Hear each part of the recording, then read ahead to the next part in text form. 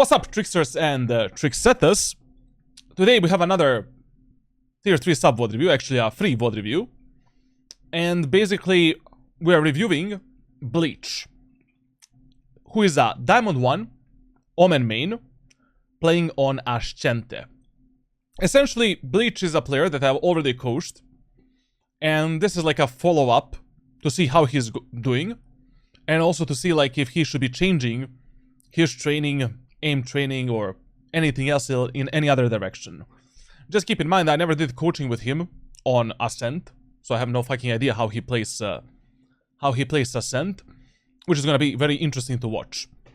So our main focus today is simply gonna be like, focus of this video is simply gonna be like how to play Omen on Ascent, to maybe improve your situational awareness a bit, and that's it. And after that, I'm gonna play a bit of League of Legends. So let's see what Bleach said to. Anyways, I'm speaking with this guy every day, so like it doesn't matter, but whatever. Since our one-on-one session, I've improved a ton with my statistics, except eco rounds. Would like some advice on those rounds. More than glad. More than glad. As I said, like, probably in our coaching session, that we did, like, eco rounds are equally important for you as any other round in the game.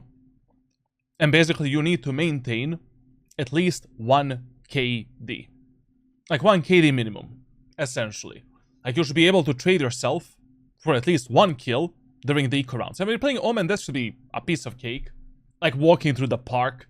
Like, you get that shorty, you know, like, pump it inside of the enemy's face, you know?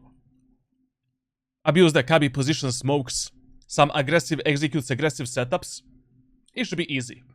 Now, I'm struggling a lot with snipers, so I avoided them on my main account until I'm more comfortable, using them a lot on the second account I made. I think the lack of gun variation comes from a lot of my struggle with playing defensively as well. I'm better at retakes and being aggressive rather than holding an angle with a sniper. Listen, man, like, the best advice I can give you there is, you know, if you never try doing something, you will never become better at that something. You know, I basically, like, if you never try riding a bike, you will never learn how to ride a bike, for an example. Yes, you will fall a few times, 10, 15, 20, I don't know, like, maybe you're gonna break your bones and basically break everything. But if you truly want something, and you want to get better at something, you know, you need to sacrifice something as well, like, essentially. So, one thing I would advise you, because you have my 24/7 support and everything, I've never seen, I don't remember any clips that you share with me where you actually play with the snipers. So show me some clips, you know, show me like, why do you not get a kill? How do you hold the angles? How do you aggressively engage enemies with the snipers? How do you play retakes as well? The only way for us to improve your situational awareness is through this consistent support. And you have it, basically, like, you know. So don't be shy, like, the first thing I recommend every player that I coach is to abuse my anal cavity as much as possible.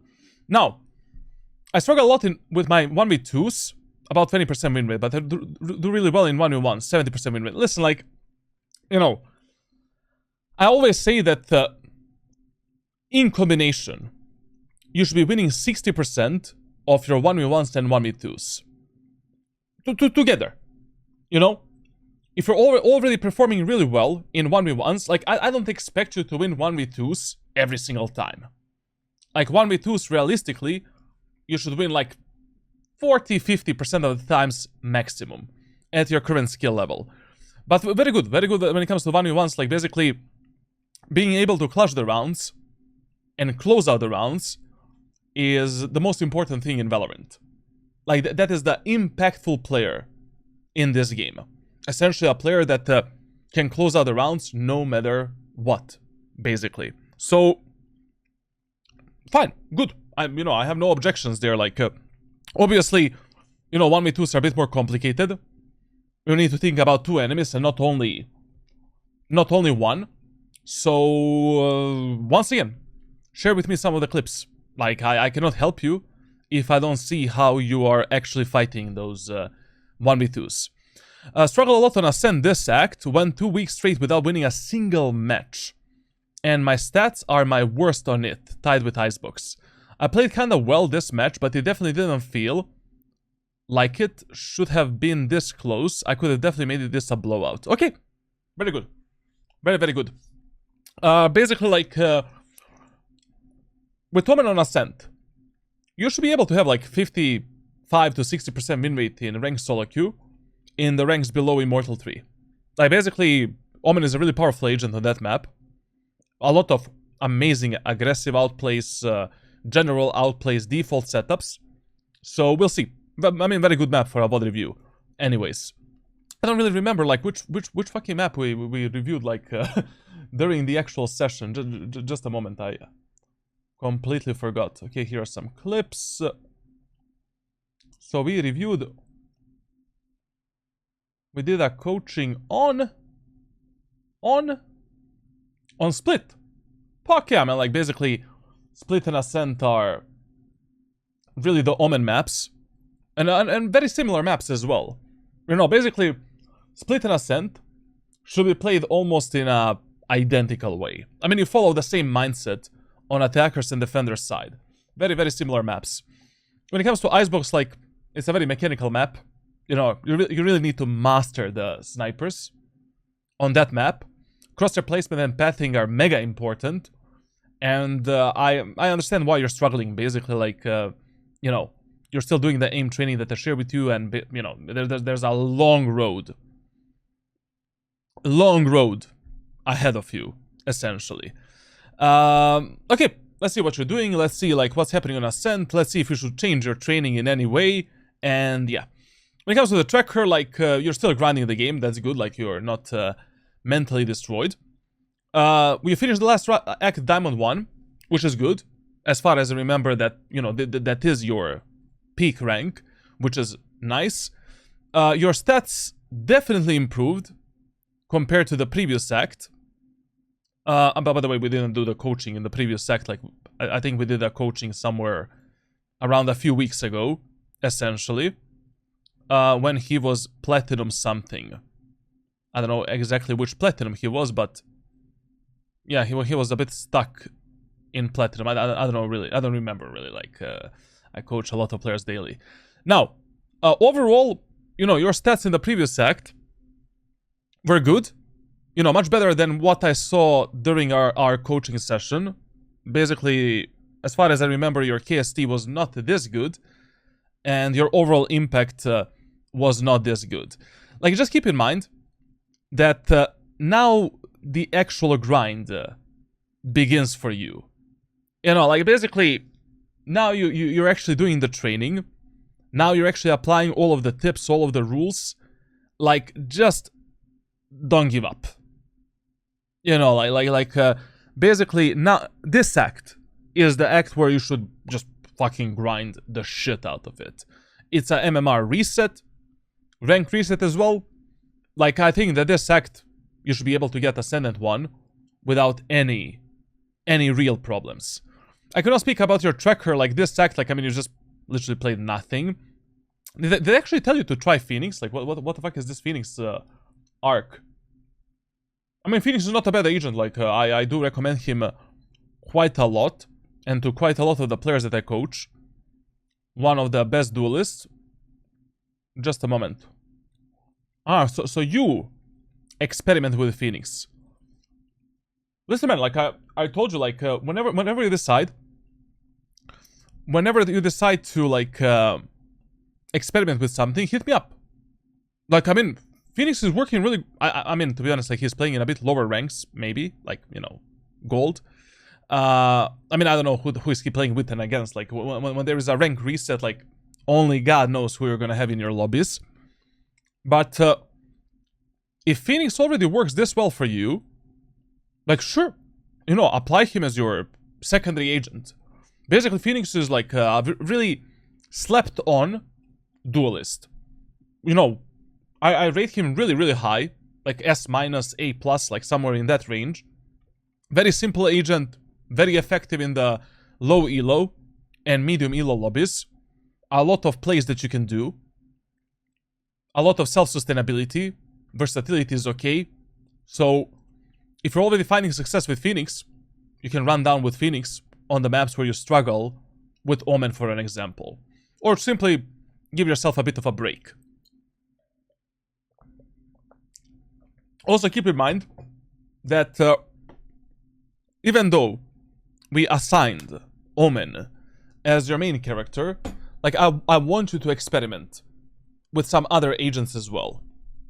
The reason is like Omen is one of the best agents to improve yourself overall as a player, to understand what is a good, what is a bad setup, to understand like how to react in the fast-paced situations, to improve your situational awareness and, you know, understanding of win conditions.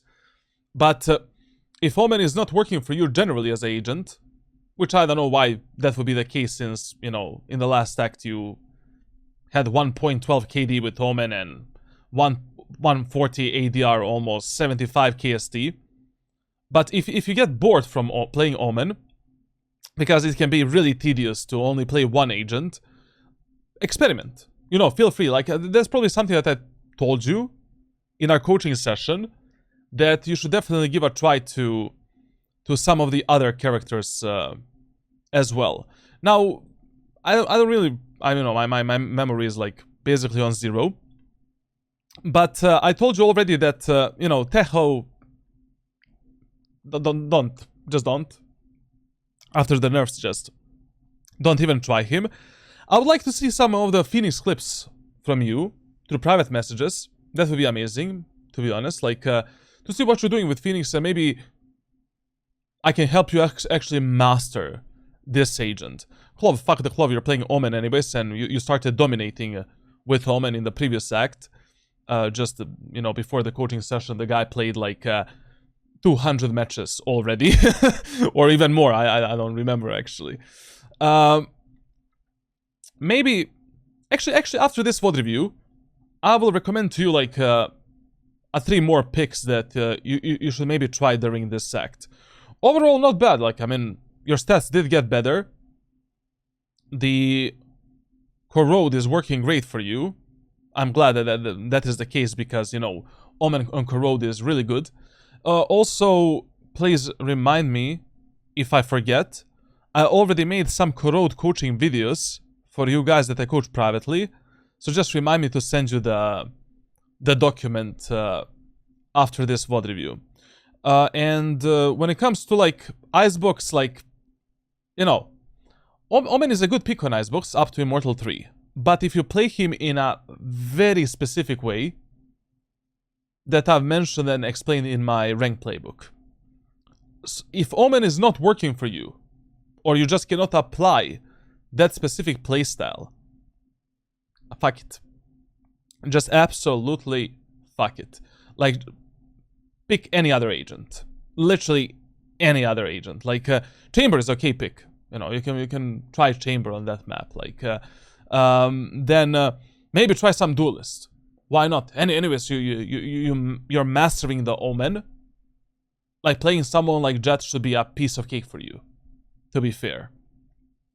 Then, like, you can try as well, like, but to be honest, like, you know, my top 2 picks for you would be Chamber and Jett on Icebox, considering the training that you're doing and what we actually did during our actual coaching session. I just want to see, like, I forgot, like, which agents you played in general. A bit of Clove, fuck the Clove, like, you're playing Omen so much better, and you will become better with Omen anyways. Teho, fuck the Fade, fuck the Yoru. Phoenix, hit me up. I think that there is a potential. Cypher, fuck the Cypher. Chamber, maybe, you know, on Icebox, why not? Like, very good pick. And I would actually recommend to you to maybe try some Duelists. But actual Duelists, like, you know, not the Yoru. Yoru requires way too much, like, awareness and knowledge. And, you know, not Phoenix, okay, you can try Phoenix, but, you know, Jett, Raze. I mean, Jett and Raze primarily, to be honest. Like, I think Jett might work well for you, because you spend so much time on Omen, and that transition should be kind of smooth, because Omen and Jet share enormous amount of similar executes, strategies, tactics, and mindset. I mean, if you play Omen in an aggressive way, and no, you're not playing Omen as a fucking passive potato. So I would just experiment more. Like Clove, Trashcan, Teho, Trashcan, Fade, Trashcan, Yoru, Trashcan, Phoenix, maybe. You know, the maps where I would recommend you to try the Phoenix is Ascent, maybe Bind, maybe Corrode, Haven is okay, Lotus good, Sunset good, Icebox don't even consider it, to be honest. Chamber, I would just recommend you to try him for a few games on Icebox primarily, because he's a very good pick up to Immortal 3 on Icebox. You just need to, like, you know, put a trademark here, and you have the freedom to do whatever the fuck you want to do, essentially. Now, when it comes to, like, Jet, maybe, you know, on that second account, actually, that would be a good idea. Like, try to spam Jet and Raze a bit on that second account. Anyways, it's a second account. You're using it to practice. You're using it to, you know, experiment. So, like, give Jet and Raze a bit of a try. Because you never really mained an actual dive duelist. You know, a duelist that is like a true fucking duelist. Like, I mean, Yoru is a true fucking duelist. Just Yoru requires a lot of situational awareness and knowledge.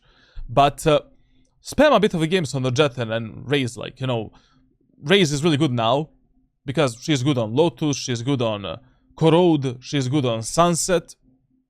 Jet is good on all of these maps. You know, Raze is also amazing on Bind. So why not? You know, the map pool really is made for Jet, Raze, and Omen, essentially. But one thing that kinda, you know, poked my eyes a bit right now is your win rate on Bind with Omen. I mean, okay, you played only 3 games. But, you know, 0.77 KD, 100 ADR. I don't know, maybe you were just unlucky with the teammates, and you know, it's one of those 40% of games. But hit me up. You have my ranked playbook on a Discord server. You have the private coaching videos on Bind as well. Like on Bind, when you're playing Omen, like, you should be able to maintain 60% win rate easily, all the way up to Immortal 3. So many good strats, so many good outplays, so many good executes, so much weapon versatility. It's just insanity of an agent on that map. And that's it. You know, let's first review your VOD, and we'll see, like, where this night is gonna lead us. By the way, chat, welcome. Like, I know that, like, you guys are a bit late. I already did the intro, man. Like, are your services free? Yeah, man. I am paying you to coach me. Sup, Papito started playing again. Had good games so far. How is your act going? To be honest, like, I have decided to stop being a degenerate, and I decided to start actually focusing on coaching content and basically, like, just focusing on improving you guys. You know, like, my fucking job is to be a coach. Like, my job is not to be a pro player. So yeah, but a lot of work, man. Like, a lot. Like, basically, like, I'm answering 200 messages every day, bro. And I'm doing like 6 hours of coaching per day. My voice dying. Now, Cloud, thank you for the Prime Gaming Summon, and thank you for scamming Jeff Bezos. Stompin, good luck with the grind, and hit me up if you need any help. Like, Stompin is also one of the guys I coach, blah blah blah blah blah. Like, just hit me up. Coming from the Discord, my goat, could you check me as well? It's console though. I'm doing a VOD review. I'm not doing a track reviews. So maybe later, maybe later. Now, let's start with the Ascent. Diamond 1 Omen. Ba ba boo ba ba ba. Okay, so Ascent. Listen here. So, as with any other map, first thing you ask yourself is what? How the fuck should I play this map on a macro and micro level, and what should be my main focus? Ascent. Default site, number 1 priority, A site. We want to prioritize A short and A main area of the map more than anything else in the first 4 to 6 rounds. Secondary priority, mid control, and defaulting towards the mid, doing the A split, B split, etc, etc. Third priority in rank solo queue, B site. You generally don't want to touch B site in the first few rounds. The reason is, when your teammates are executing B site, they can make 20 times more mistakes rather than when they're executing A site. Maybe maybe even more, to be honest. It's hell of a time. A lot of the times you won't be able to refrag your allies in the duels that they take. God knows if they're gonna push the market, push the city, how they're gonna execute a site. Just avoid it. Fuck it. Especially if the enemies have a weak team composition to defend the A site. In this specific match, it's 720p, so I'm sorry for you for that. Now, in this specific match, enemies only have a Killjoy. That Killjoy will 90% of times just play B site, because all of the Sentinels and all of the Valorant players are mentally dented. Like they position based on which agent they're playing and based on what their teammates tell him to do. So we can easily, with this pre-assumption, assume that, you know, she's gonna play B site, and this team composition cannot really successfully defend A site in any world against this team composition. The only problem of your team comp is you don't have a dive agent. So when you don't have a dive duelist, you are the dive duelist. Especially in the first round, with this team comp, you need to go for some aggressive play. So basically, against this team composition, what we can do, 3 times in a row, we can do a 5-man execute, and then in the 4th round, we can do some kind of a fake. Fake A go B, or fake B go A, for an example. You already know why we are doing this. We discussed it in our coaching session. You know how it should look like. I don't need to explain it to you. Now, in the first round of Ascent, especially with this team comp, you need to do some aggressive play. When I say some aggressive play, there is only one aggressive play that we should do. So we should start the round by jumping up here, silently, on these boxes, and from this position supporting our teammates. If you get one wade, don't worry, it's okay, you can still play in the smoke, wait for your teammates to get a contact, and you can just jump out and try to surprise the enemies and distract them a bit. Now, when it comes to like the first round execute that we should be doing, basically a standard aggressive execute on the A site. We're taking the A main space with our allies. From this position, we are basically pressuring the enemies in the A main and trying to refrag our teammates. Our teammates are crossing this line. We drop down, and we are doing the smoke for the switch and the aggressive smoke for the generator. Now, in the first round, these days I would actually do a smoke in the generator in this way. So basically, I want to have a bit of a gap here, here, here, and on top. So you always have an option, basically, where the fuck you want to go. Like in the first round, what you can do, you can teleport on the right side, instead of this circle. And then from this position, wrap the enemies and clear the generator. If your teammates have a trouble fighting the enemies here, you can just pop from the smoke, triple shot the enemies, delete them, and close the switch, move into the site. You can also go for the extensive aggressive play as well. Like in the first round, it's totally fine. Because, yeah, let's be honest, you're playing against Platinum, Diamond, low Ascendant players, like, you know, their brain usage is very low usually. So, we do a smoke here, teleport here, and then you can instantly over-aggress under. And from this position, try to basically go for the play. Now, when you're using the second teleport to go under, most of the times, you should be waiting for some kind of a hard contact between your team and the enemy team. So essentially, like, you need to... I mean, you don't need to, but it's good if you have some info. Because if an enemy is behind the generator, you should do this. If enemies are behind these boxes, you should gamble on this teleport, essentially. Of course, when you do this aggressive play, you don't need to go for an additional aggressive play. You can just wait. Or we can do a fake shrouded steps to reveal the enemies and then completely outplay them and get them out of this world, essentially. Now, let's see what you're gonna do. With this team comp, like, you will not have an option to play passively when you're executing A site and B site. Like, with this team comp, 90% of times you need to be playing aggressively. Here. When you're pushing A site, always start on top. Especially if the enemies don't do a one-way smoke. It's the angle where you can dodge the enemies' pop flashes. Where you can easily peek the enemies and refrag your teammates if they get in a fight. Like, I would always gamble in a first round. Especially in low elo lobbies. With this play. And from this position, basically waiting for my teammates to get a contact. And then refragging them or just fighting with them and making sure that they don't die. Cover going out. Good smoke, really fast smoke as well, very good.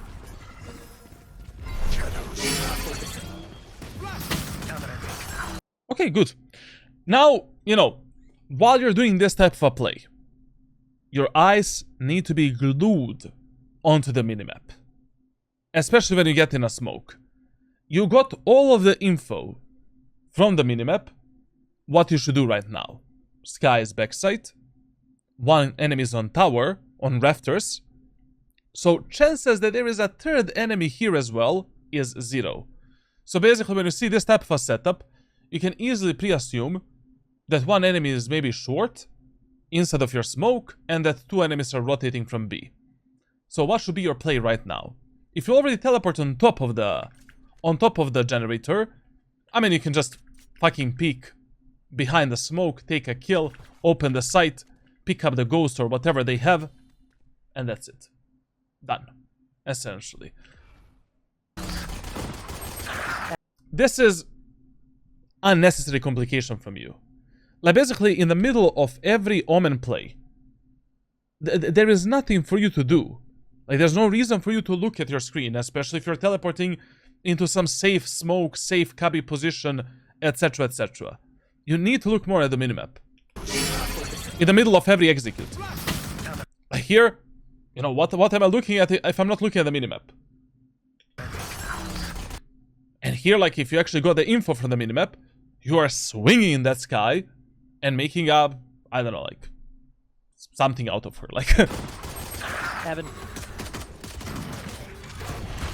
I mean, you didn't make a mistake. Anyways, your teammates died like idiots. Like, what the fuck is this execute as well? Like, listen here, chat. If I see one more time this type of a Phoenix wall, I'm probably gonna unalive myself.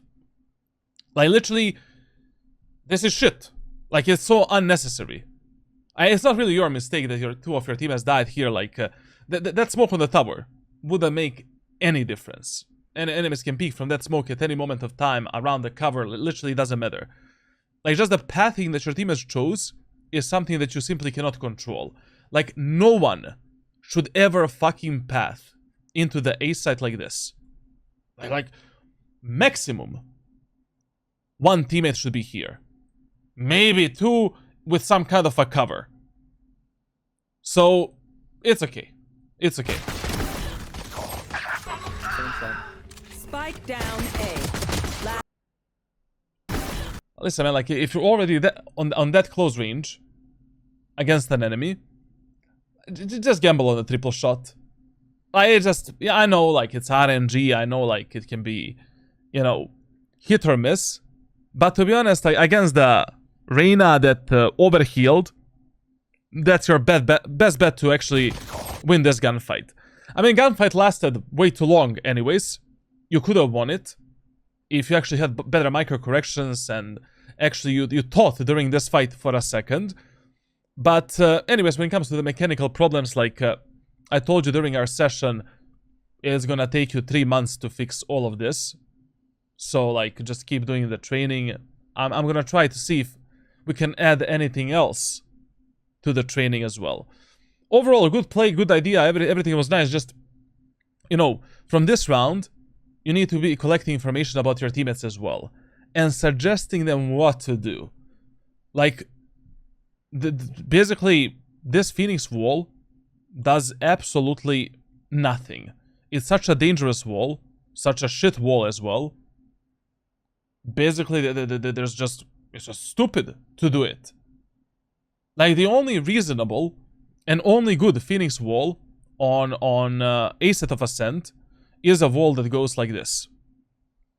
I cannot curve it, like, bam. Blocking the vision of the enemies on the bomb site. On the right side as well, Phoenix can pop through the wall with the flashes. We can take this space for free, close the switch, get this position, get the generator, and now move into the bomb site. Like, if your Phoenix is doing this type of wall, just tell him to not use any wall. Like, it's better to have 0 walls as you're executing a site rather than having this type of absolute fucking shit. Like, only in some eco rounds, half by rounds, like, maybe you can do this type of a wall so we can close the gap with the enemies and then pop out in different directions while clearing this angle as well. Done. Spike down A. Last player standing. To be honest, even if you got that kill, it's all over. Now, this is a huge... Like, listen. Going in the eco round, in a mid area of the map, that's fucking crazy. Essentially, like... Especially, like... Okay, what do you know from that first round? Killjoy is the B player. With setup in market, probably. Reyna is A. Sky is A. Enemy Jet was short. And enemy Clove was either mid or market, something like that. So with that information, just run it down A again. Let's create this unpredictable pattern of pushing. Like, if I'm in the enemy team right now, I'm expecting you to maybe do something on mid. And I'm expecting you to maybe go B as well. Because I just demolished your execute on the A side. It's going to be far unpredictable if you just run it down A again. You know, just buy a shorty, 2 smoke, 1 shot a step. And let's go, you know. Let's jump spot the enemies here. Take this space with our allies. Once again, go for the same aggressive play. Why not? Like, literally, you know, when you do this generator smoke, you have 3 different positions where you can teleport. Left, right, top. We can teleport on the right. If the Sky is, again, backside, Sky is dead. Maybe you're gonna die from the Reyna on top or Reyna that is on the bomb side, but it doesn't matter. Like, your goal is to enter the site, apply the pressure, get a kill. And then from that moment on, like, it would be good if you stay alive, but you need to pray that your teammates are gonna win the round. But anyways, you made economy damage, you know. Here going on mid is just fucking suicide. Like, you know, on Ascent, players should be forcing Outlaw. Players should be forcing a Marshal. Like, enemies should have at least 1 player guarding mid area of the map with some kind of a sniper. So, good luck. To be honest, here,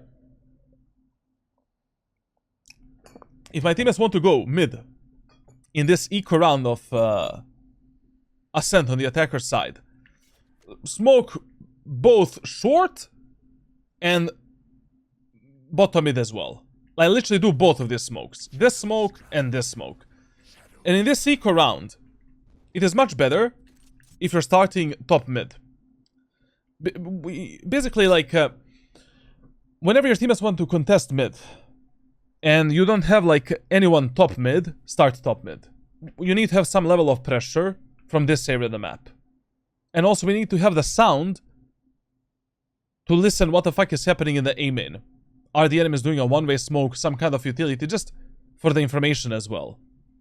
Anyways, like, you know, in this round, from top mid, you can just easily sneak into the short smoke and maybe try to triple shot the enemies and try to get some kind of a kills. But here, like, going in mid, only through the link with your whole team and with only short smoke. Oh, I mean, we'll see. Like, I mean, and I guess anything can happen in Valorant. Cover going out. Dude, we just got collided. But, expected. You should expect this. Like, you know, when you play on a defender side and you win a first round, what do? We guard the mid area of the map with the fucking snipers. And we play fast rotations between A and B. So every play that you should be doing, you should be expecting from the enemy team as well. Shadows traveling. Hands in the smoke, I think. There's one Okay, someone is pushing us.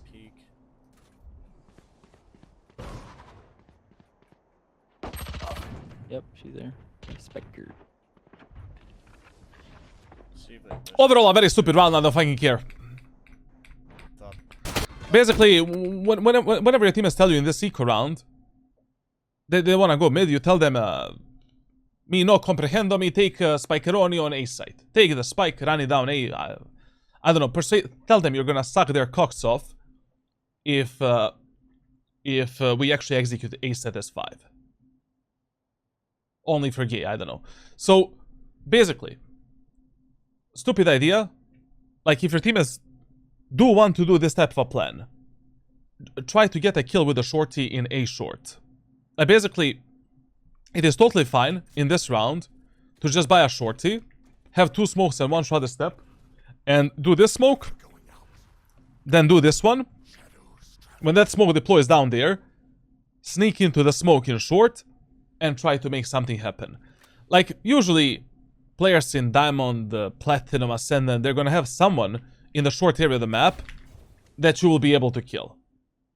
If enemies are playing passively, okay, wait for your smokes to recharge, just hold the short peek a bit. If someone peeks, easy kill, you have a gun for free. If nobody peeks, okay, you know, maybe we can do this type of a smoke setup and try to close the gap with the enemies and try to make something happen with a shrouded step. But just running it down mid with short smoke going through the like, that's lunacy essentially. No, she killed me round 1. Shot a tree, you know what I mean? On dice, I killed her. That's what I mean, she was tree. Well, I'm round 1. Yeah, she was on dice, I killed her. Yeah. That's what I mean, she was tree. Well, I'm probably push out a tree, you know what I mean? Okay, I mean, in this, like, anti-bonus round, going A is totally fine. But it's kind of sad when you have the opportunity to create the pattern of 3 executes. You should take that opportunity, to be honest. Like, why not? Like, enemies, we know that Killjoy is playing B. They have a very weak team composition to defend the A set execute. It's just a bit of a shame, you know, like. And even in this round, you will have to play semi-aggressive. Like in this round, because it's the bonus round for the enemy team. Of course, I'm not gonna go for a full-on aggressive play. I'm not gonna, you know, do this smoke, do any weird smoke setup. Like, I'll just smoke the doors, smoke the tower. But we need to teleport into this corner, essentially. As our teammates are going out. As the ISO is doing the wall. And, I don't know, I will just tell my Phoenix brother, please, don't do this straight wall. Like, if you already want to do some kind of a wall, curve it like this. And then we can pop out together. And fight for one area at a time. This wall literally does absolutely fucking nothing. Okay, it does something. It is not that bad, but the problem is it's mega dangerous. Especially against bonus enemies. Right now. Shadows traveling. Stopping fire. Ready? Focusing. Yeah, very good. Surprisingly, very good. Like the first round and this round, very good rounds. Very good response here as well. No, you don't. Solid bait as well. I wouldn't. Very good. But the problem is, like, you know, you baited your teammates for the info. As soon as you heard the first sheriff shot, let's fucking peek. You know, that guy is already distracted. Easy kill for you. 40 on her, standalone. Someone's two tree. Two tree. Listen, like, if your teammates are fighting enemies from that are going through rafters, like, usually one of the best spots that you can get to fight the enemies from rafters is right here. This off angle. Basically, if your teammates are fighting the enemies deep, you can still, you know, try to get onto this position, try to fight them, try to get underneath them, and while they are distracted, pop out, kill them. And if they decide to peek on this position, you're always in some kind of advantage. At the end of the day, like, no one is gonna have this type of a crosshair placement. Everyone is gonna pre-aiming main, generator, so they need to do a lot of flicking left and right. And you're still covered from the A short if you play exactly like this. Good. Let him play and I'll smoke Kevin. I mean, okay. Like, whatever. They're busting through now. Planted the spike. But the problem is, like, it would have been much better if you were just... I don't know. Okay, you smoke that, but still hold it. Well, 2 there, 1 heaven. This spot is, for example, fucked up, playing it alone. Because on this position, sometimes you're not gonna see the enemies that cross this smoke on the right side. And, you know, a lot of fuckery can happen, essentially. So, I wouldn't recommend you this spot almost ever. Interesting tripwire. Reloaded. Found my wife. One enemy remaining. Not on.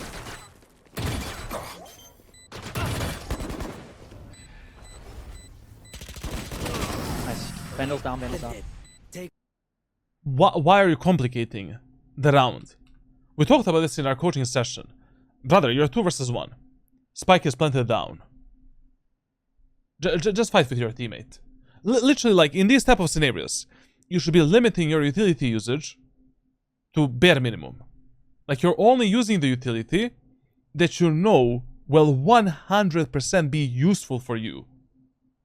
For some kind of outplay or just to kill that enemy.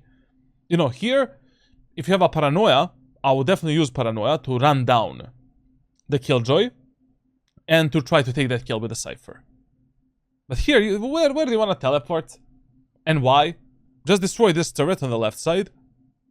If Cypher wants to move left, you move left with the Cypher. If your Cypher wants to move right, you move right with the Cypher. Like, just simplify these 2v1s, like, as much as you can. Because there's no reason to complicate them most of the time. Unless you're maybe eco or, like, enemies have some big ultimate. Not on. Yo, Shalta, I'm a silver EU player. What is a thing you would tell to reach gold fast? Like a tip? Watch my latest YouTube video. Nice. Vandal. That's good. Hope this way. Let me see the enemy economy. Hope this one's exciting. Okay, they have a lot of money, like. I'm in push A again. I don't know what to tell you, man. Like, literally, you know what enemies on A are doing. You know that they're playing super passively. You know how they're playing. You have all of the info, so if you do anything else, it is just an unnecessary complication based on no information. The only thing I would be expecting right now is that Jet maybe has the operator. So I would probably ask for a Sova drone, arrow, or a Phoenix flash for the aim and area of the map. If they don't want to do it, you know, then you just use a paranoia yourself. Oof. Listen, like, your jump spotting mechanic is from hell. I don't remember in our coaching session how you were doing it, but you're exposing your body too much. Basically, you know, the jump spot for like aim and area of the map, like, you just do this, and then you can do the second one for this angle. Like, you're at this point, you can just do this, to be honest. Like, it doesn't make any difference. I mean, if I'm holding you with the op here, and you do that wide of a jump spot, like, I need to have a reaction time of 70-year-old to not hit you. Like, It is. yeah, Deploying drone. that's that. Shadows traveling. I don't understand that smoke. Like, basically, like, on rafters of A site, you have 2 smoke setups. Like, basically, this smoke is your default one Shadows traveling. that you're doing most of the times when you're executing A. And this smoke here, like, you do only Cover going out. sometimes when you're pushing, like, the A set in eco rounds and halberd rounds. To just deny more of the enemy's vision. Yes, they will have easier time getting out of the rafters, but if you're already pushing A set with the stingers, classic pistols, and shorties, at least it is blocking under, blocking tower a bit more. Enemies need to peek wider. It's easier to kill them. Traveling. Blinding. We're just spraying through with phantoms. I got tagged. Listen, like, this is still the problem that is prominent to you, but anyways, as far as I remember, the second this month, you should be doing the training for some kind of a training for map awareness and overall game awareness. Like, I can still see that you're lacking that a lot. Like, for example, here, okay, I can see that you have a vision. You have a vision how you want to go in, how you want to execute a site. But if your teammates aborted the mission, you need to abort the mission as well. Especially if you already have numbers advantage. Like, at this point, when you're 5v4, it doesn't really matter where the fuck we're gonna end up. We can go B, we can go A. We know based on the first 3 rounds that enemies are rotating super fast. Mega fast. So, before you go for any type of a play, give yourself at least 2 seconds to read the minimap. I just take a look at the minimap and see what the fuck your teammates are doing.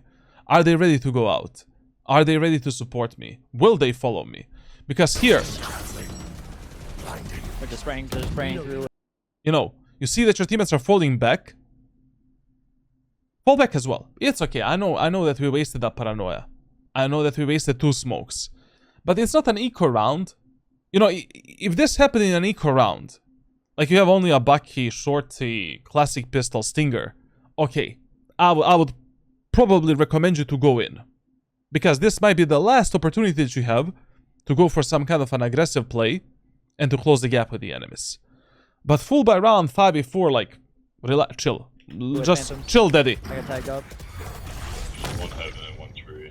Now we are in a problem. Generally speaking, like, when you get stuck in this corner, and your teammates have the vision from the A main, just focus on the switch. You know, so basically when you do this execute, and the main is open, your enemies are probably not gonna have the confidence to go for this type of a play, or for this type of a play. Because they're fully open from the A main area of the map. Your main and only focus should just be this. Guarding the doors. And processing the situation to see what is your next step. And also, aggressing here, alone, where the enemies can pop through the smoke and kill you, is just stupid. Especially in a 5v4. I got tagged Like, up. once you take this position as Omen, as any agent, you're already applying enormous amount of pressure onto the enemy team. Like, your only job here is, most of the time, is just watching if someone is gonna push through the smoke on the right side, through the switch, waiting for your teammates to get a hard contact with the enemies on A side, and making a decision who you wanna fight. Do you wanna fight enemies on A, or do you wanna take a fight with those enemies in the smoke or in the short? Like, here you should just be relaxing, chilling, like, okay, you know, enemy smoke is disappearing, my teammates are gonna have a vision onto the site, enemies from the site cannot kill me in any way, basically. Just looking at the smoke, checking the minimap occasionally to see, like, where are the enemies on the site, and then picking the fight together with your allies. One heaven and one tree.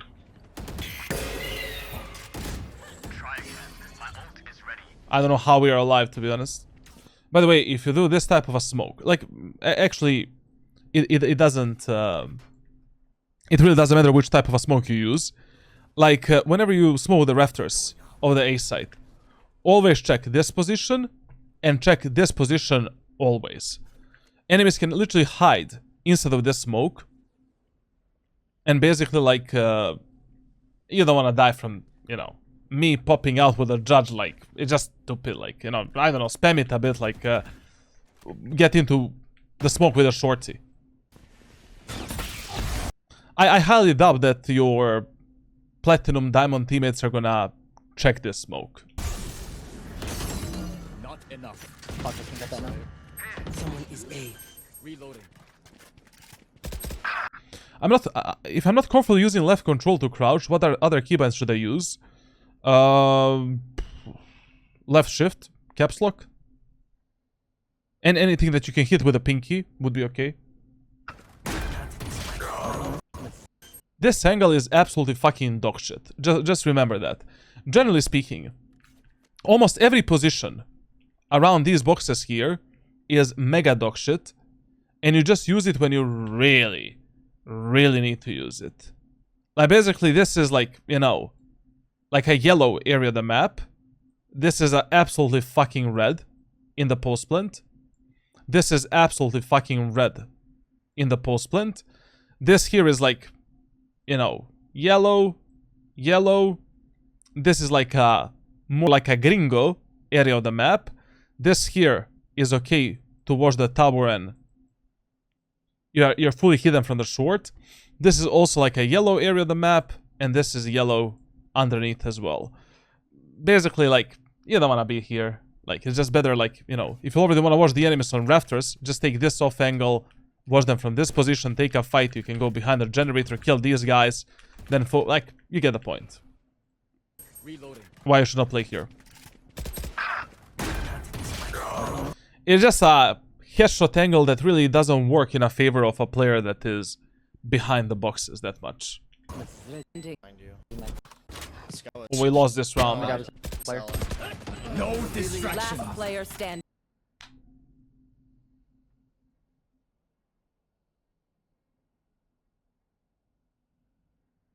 Well, if you got these type of teammates, you don't trust anyone. You don't trust anyone. Like you are playing this game alone. Standing. This guy plays smart. Shouldn't be. I think. Probably playing like. Listen, we should go A again. It's okay. We can create this pattern in the middle of the match as well. It's fine. Like, okay, when you're executing bomb sets in Valorant, ask yourself what the fuck was the problem. Like, the problem of these executes on A site was not really entering the site. The problem was actually like the post plant. Like, post plants were horrible. Horrible, like, post plant positioning from you as well. And horrible fights that your teammates are picking as well. That is easy to fix. You know? It's easier to fix a post plant rather than trying to do a completely new execute somewhere. So I would still go A, try to fix for the third time that problem that we realize we have. And if that round doesn't work as well, then okay, let's do a fake on A, go B, and try to fight with that killjoy as a last resort. Like stairs or CT. Cover. Go. Now I really hope that we're gonna have the arrow. Arrow for the bottom mid, because enemy jet has the operator. This is not gonna be fun. Anyways, I don't understand what is the plan here. Just I need to listen. Shouldn't be peeking him. I mean, jet shouldn't is- have peeked that. I was. Radiant ultimate there. Absolute cinema. I mean, I'm giving him free Great. fights. It was This crazy. guy's insane. I shouldn't be peeking him. By the way, that last round that you lost, it is your fault. I don't know why you took that fight on the rafters, and your post and positioning was shit. That. I think. It begins. Good place though. Here we might be able to pick off KJ. Should probably Listen, man, like here, you know, if you have 3 teammates with a spike that want to go B, there is no communication on the map. Tell your Sova, brother, take that arrow out of your anal cavity. Let's go B. Like here, you know, if your team, if you don't give some kind of a plan to your teammates don't have a plan. We are just randomly grouping towards the link and B site. You see that the spike is going there. Okay, let's go B. Let's try it one time to see how the killjoy is gonna play it. But doing some kind of 3-2 split on B, why? Just stupid. When you have no idea how enemies are playing in the B main area of the map and B side, especially because the Jet has the operator. Like right now, I mean, I'm gonna do this paranoia 100%. Like because, like, you know, Phoenix Flash is very easy to dodge with the Jet op. Eyes of Wall, I mean, like, you can tell your ISO to use a wall here, but it's a bit of a waste in my opinion. I mean, it's okay. Like, Omen Paranoia is more important anyways, but still. Playing like stairs. The smoke here is a waste. And this split is almost impossible to be made. Based on all of the information that you have.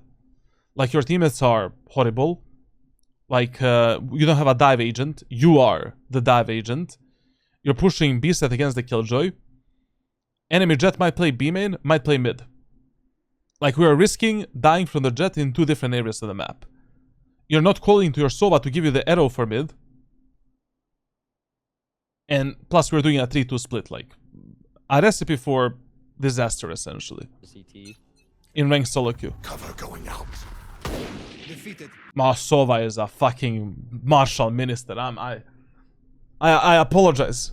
I absolutely apologize. Like, I will never mistrust our Diamond Sova ever again. Sova Giga Chat, bro. Like, just give me that shot. Cool. Well, one's backside for sure. My camera is destroyed. Shadows traveling.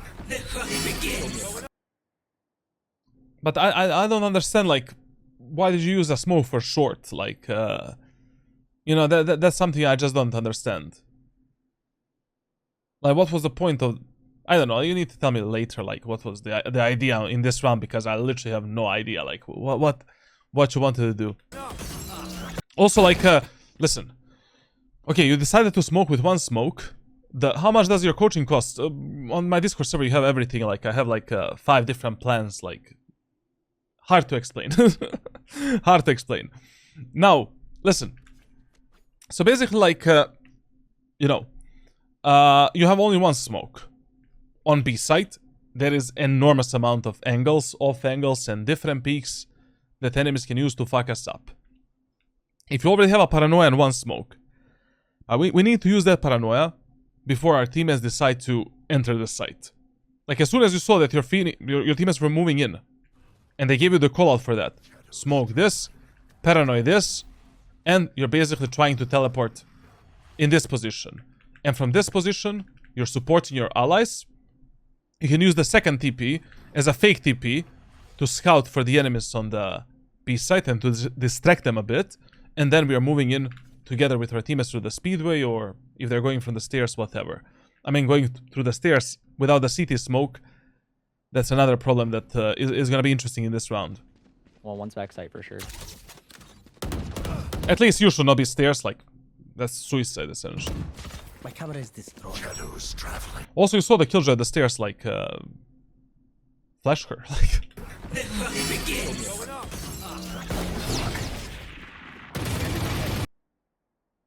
Everything that you're doing right now is something that we call waste of time. Like, you're relying on magic to take a kill. Now, listen here. Basically, another problem is... What is the problem? Problem is that our ISO already has a vision onto the enemies. I mean, he doesn't have a vision, but we saw that enemies are not in the stairs and not in the CT. Plus, you have a paranoia to basically push off the Killjoy off the stairs. You're just wasting your time at this point. Like, you should be moving in with your allies. Like, the next contact is either Cypher or the Phoenix. with the enemy team. So basically, like, I don't know who you're spraying right now, because like your teammates have you literally had a vision onto the CT. Your teammates have a vision onto the CT as well. Like I don't know what you saw, man. Like what did you? What are we thinking about here?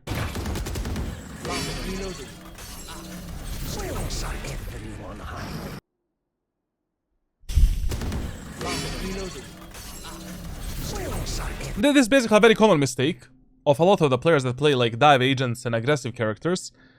Like, it doesn't matter how slow you enter a bomb site. Literally, it doesn't matter how slow you enter the site. The whole point is to enter the sectors together with your allies. Like, there is literally no reason for you to do any aggressive play right now. As long as we fight together, we will win this round together. As long as we don't give the enemies 1v1 gunfights. Like, you don't need to rush out anything in Valorant. Like, basically, as long as you have 4 seconds or more to plant the spike, it's okay, take your time. You know, relax. You know, Killjoy is stuck on the bomb site alone. Let her be stuck there. Enemies are coming through the CT and market. You know, 1-1 split. No problem. Let's kill those enemies first. And let's deal with the Killjoy later. Like, as long as we don't isolate the duels with the enemies, everything is fine. Like, I don't know why you're forcing yourself to go for these aggressive plays and outplays when you already have a true numbers advantage. Like, you did that in the first round, third round, second round, third round, when you ended up like 2 versus 1 against the Killjoy, and now you're doing it as well. But, you know, that Killjoy is stuck. You know, if she decides to peek, okay, we can fight together, no problem. But the problem is, like, right now, what type of fight Phoenix is gonna get? What type of fight your ISO is going to take? Like, I would much rather see you play with them and trying to refrag them rather than hunting this Killjoy on the side alone. If your Cypher was moving in here with you, it's okay. You know, we can fight this Killjoy together, no problem. Like, raw refrag game, that's always a thumbs up in Valorant. But, so, I mean, like, you know, plus, like, enemy Reyna is actually backside, bro.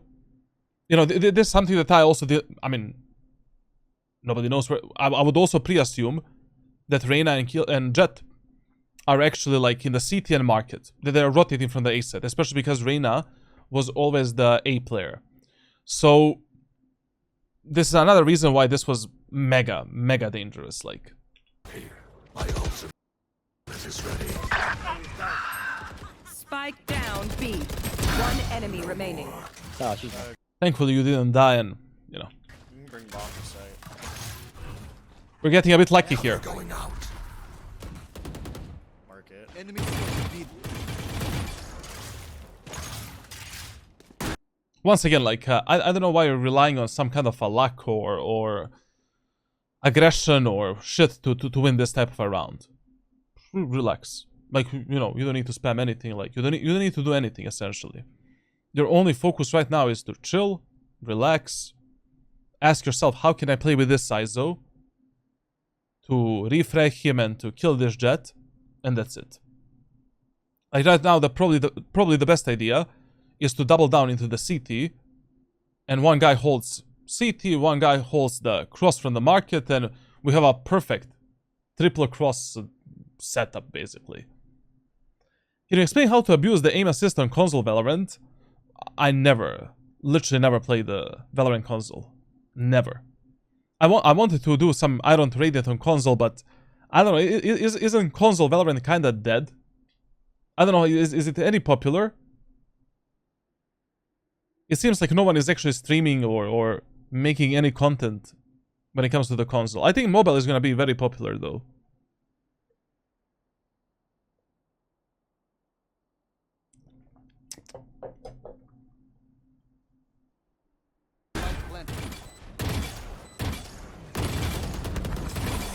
You see, like, because of this shenanigan that you're doing here, Like, you were not actually ready to refrag your ISO. Like, it's not you who killed this jet. Yes, you maybe applied the pressure, I don't know, maybe you hit her for a bit, maybe not, I don't know, maybe you got the assist because of the smoke. But in this type of scenarios, like, you should just relax. Like, you are the one in the control, bro. Like, Jet needs to defuse the spike. She's in a high pressure moment. Use that pressure against the Jet. Like, you should feel like, you know, everything is under the control now. It's like a walk through the park, like every other day, you know, every other business day in Omen department. I don't know why you feel obligated to do something when you have a huge numbers advantage. Because your job is essentially done. Like, your job in a round of Valorant is to apply the pressure, maybe make a numbers advantage. We make a numbers very good. We've made a numbers advantage. The round is over. We just focus on a raw refrag game. They also have Phoenix ult.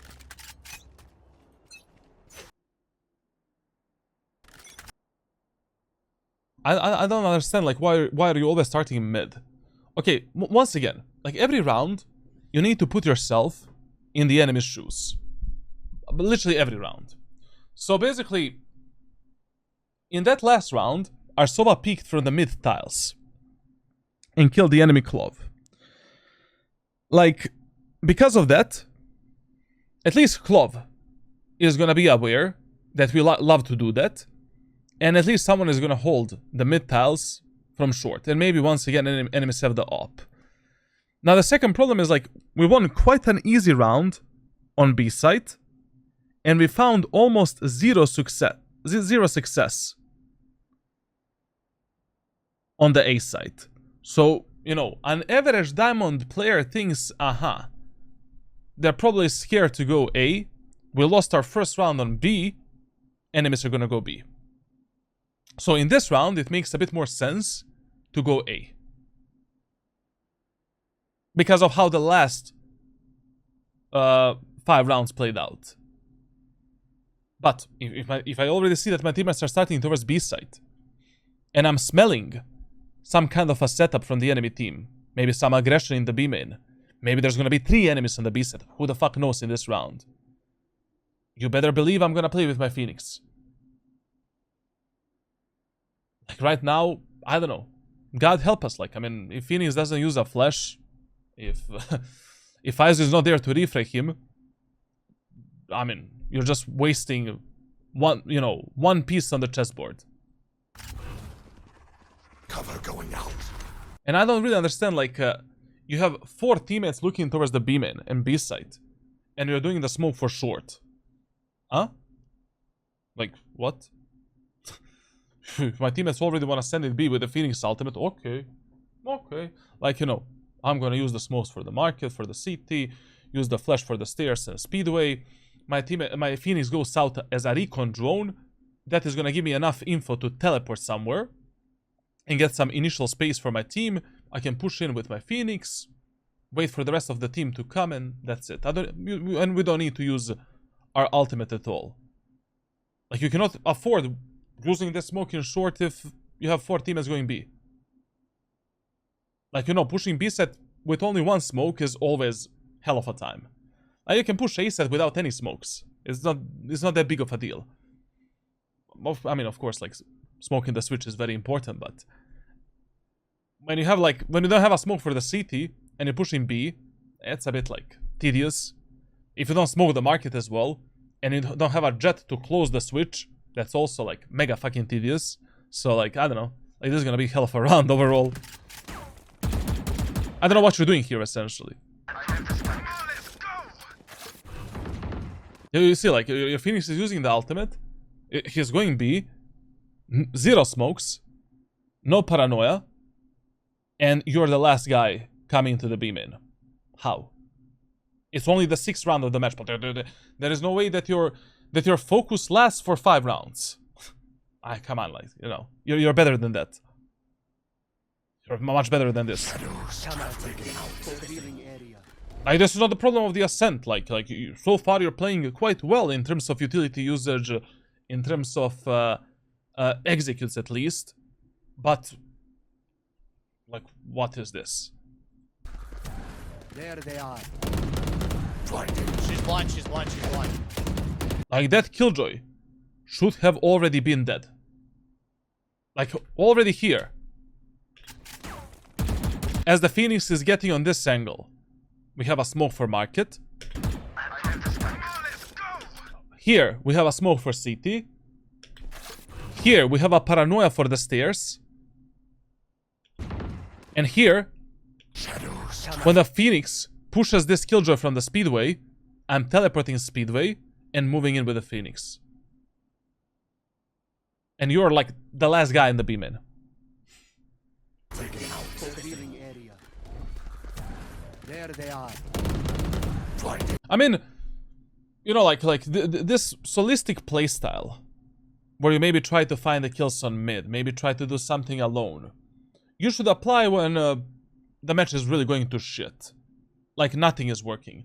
Fireman executes A, not working. Fireman executes B, not working. Mid default, 1-3-1, not working. Splitting A, not working. Splitting B through the market, 1-4 split, not working. If all of that doesn't work, fuck the team play, fuck everything, like, just let's try to do, just focus yourself on one idea. How can I get one kill somewhere and punish at least one enemy before the rest of my team dies? But we literally tried nothing in this match.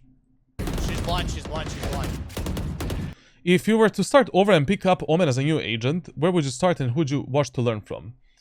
I would start by watching Charlatan and getting his rank playbook. That's it. Like, I don't know what to tell you, man. Literally. But if I didn't exist and I cannot learn from myself, then I have no fucking idea, actually. Literally, I don't know.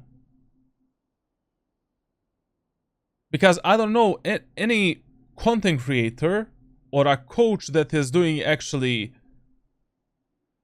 you know, similar stuff. The problem of Flexinha is that his plays are very much clip farming. Can be pros. From the pro players, I have a list. I actually have a list somewhere. Like from the pro players, I would probably watch Tens when he was playing controllers. Like, he played Omen quite well. There's one pro player that has a mega good Omen playstyle and very similar to mine as well. Just he's mechanically much better. Fuck, bro. Like, let me try to find some documents. Just a moment. Boaster, Mako, Les, Bang, Munchkin, Tens, Demon 1, Caravan, Mindfreak, Pancada, Primi, Smoggy, Life, Cryosom. But I don't know who would be my top pick, to be honest. Demon 1 probably not. Angel as well. Yeah, Angel is good. But to be honest, like, Angel would be my top 3. Angel would be my top 3. We're talking about ranked solo queue. Bang is goated. I don't know. Yeah, Bang is on the list as well. Like, Bang is as well. Like, I would probably try to watch maybe some Boaster streams as well, because he's a player that is mechanically always known as a bottom of pro play. So he needs to be tricky as well. But the problem is that I just don't know in terms of the setups for ranked solo queue, who would I recommend the most? Because I never actually watched these players play in ranked solo queue any of these agents. You know, that is the problem of watching these pro players. Like, literally, it's fucking useless content. Mega useless. Like watching in VCT how the, I don't know, Forsaken or Bang play Omen. You're just wasting your time. Most of the time, essentially. Because that's not how you're gonna play the Omen in your average gold lobby.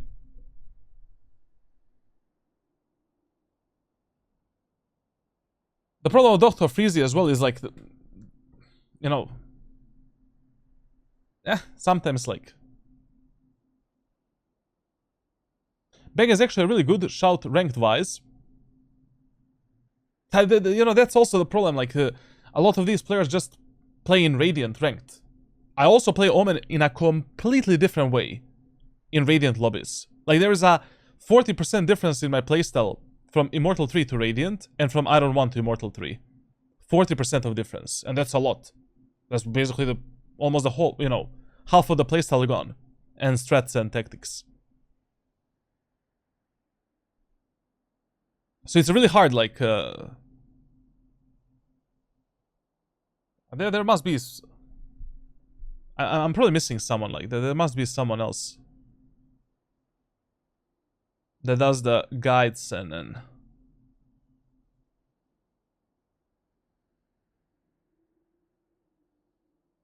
Dr. Freezy, Flexinja. Who else plays Omen, bro? Like, from... Is there any coach that plays Omen? Primarily.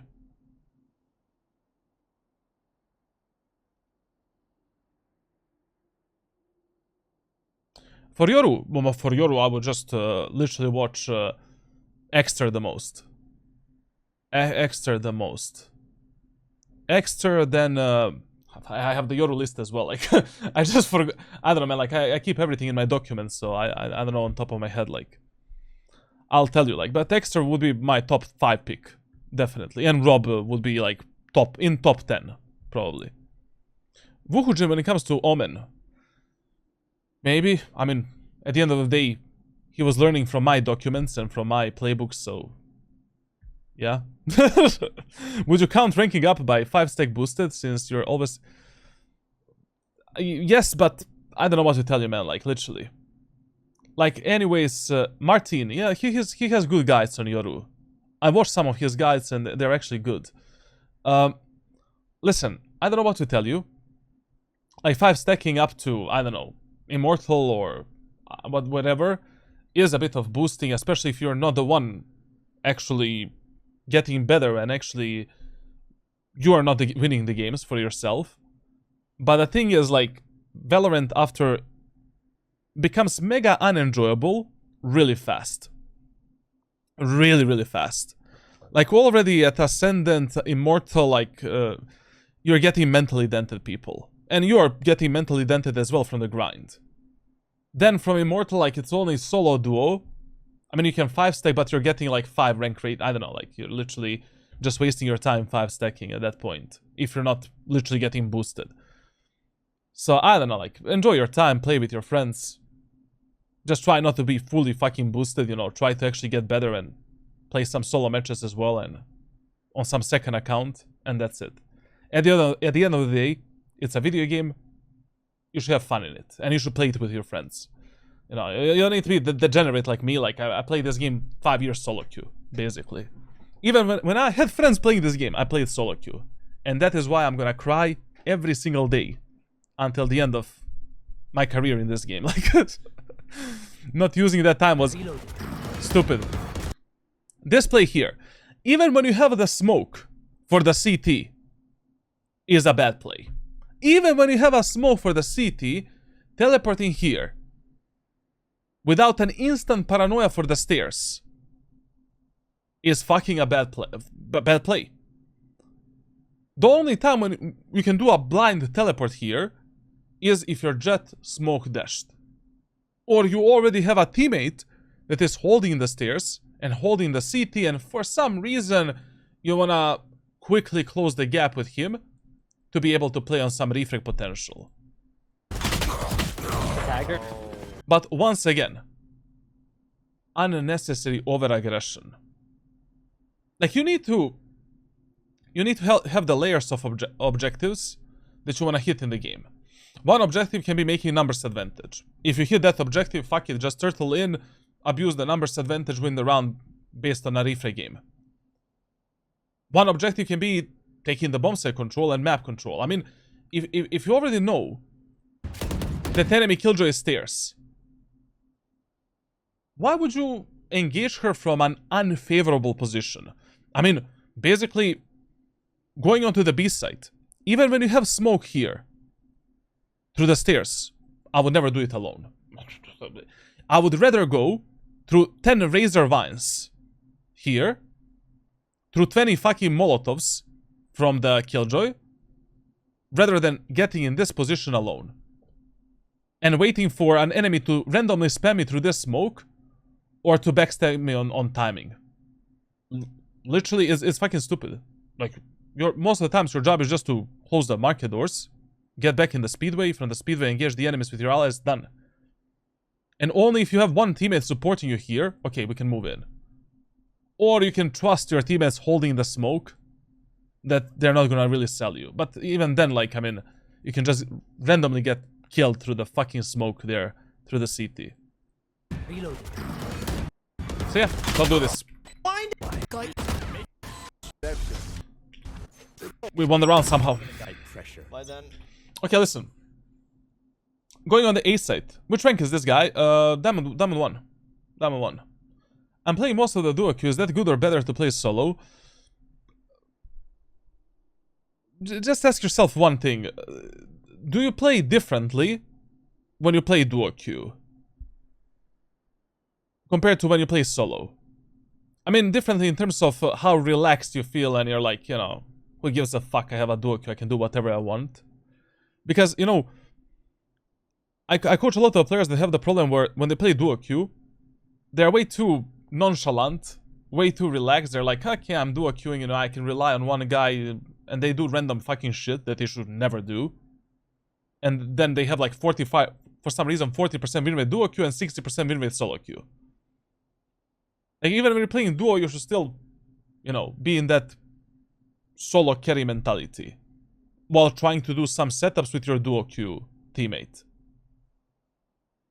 But if you know, if you still try hard, if you're still sweating out, you know, still trying to win every match, it doesn't matter. I mean, you can play in a 10 stack if you want, as far as I'm concerned. And my biggest advice to you would be like, enjoy your time as long as you can play with your friends. Like, play with them. No, I think I'm less stressed and more focused then. Amazing then. That's great. For example, when I do a queue, I just... my skill drops by 40%. I don't know, I just... Especially if I'm streaming. I'm not gonna play the game, I'm literally gonna look at the chat. No, I don't know. Get out of my way! I'm expecting that guy to boost me, you know?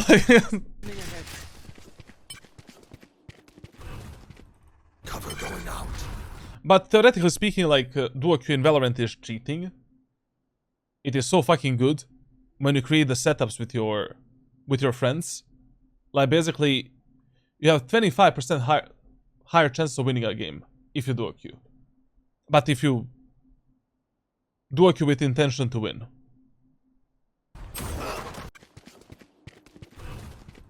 Cover going out. Shadows traveling. They always just pull off. It's a little zombier. Oh my god. By the way, what I want to say, in this round going A is totally fine. Because enemies are playing a bit of a low buy, as far as I know. Yeah, they're playing a bit of a low buy. You don't really need to go for some crazy aggressive plays. Once again, we can just use a default setup and teleport in the safe position around the generator. The only problem is the Killjoy's ultimate. So if Sova dies during any moment of time during this execute, we should just abort the mission. Or if Sova dies during this execute, like, we need to fight for the A short. Get out of my way! Scanning ahead. Cover going out. Shadows traveling. They always just pull off. It's a little zombier. Oh my god. Someone is A. There's something I didn't really speak about like a lot, but it should just be a common knowledge. Like, if you're taking the aim in space, just always check the vines yourself if your execute is already getting stopped, but it should be a common knowledge.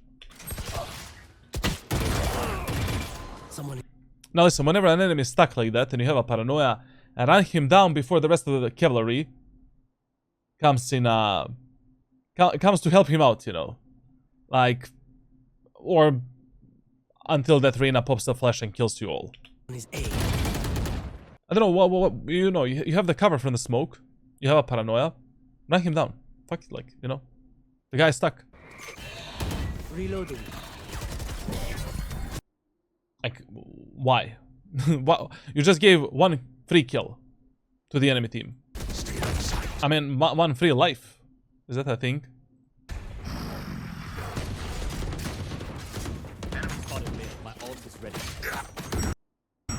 That's a good kill. Also, like, I really don't like how you're giving the anal cavity to the enemy team. Like, I don't remember you having this habit before, but here, you wanna run away from this Reyna.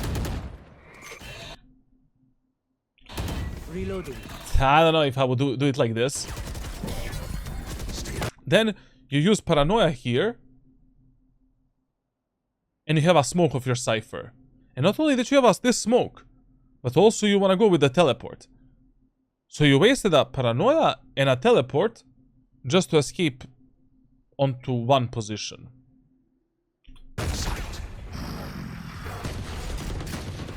And then you hear enemies pushing you, and you pretend like the enemies don't exist. And your cipher is staying to fight them. Like, you need to be like some high alert, bro. Like, I don't know, you know, like there needs to be someone behind you, like zipping you for every single time you do a bad play, like tasing you basically. Like what the fuck is this, man? Like, the biggest problem I see thus far is like you don't give a shit what your teammates are doing. Like, you tunnel vision so much on what you want to do that you don't see anything else. And that's the biggest problem. Now, as I said, like, I don't know if you started with a second part of your training, and I'm gonna talk, you know, we're gonna talk about it, because that second part should fix this problem, but still, like, you know, this is still a very big problem that we need to fix.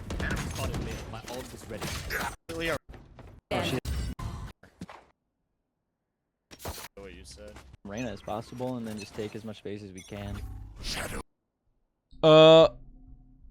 Try to abuse more during your games the pattern of 3 executes, please, and try to fake in the 4th round. I think that would be a solution for this match, because your teammates are kind of listening. I mean, they're speaking at least. I think these teammates would listen to you.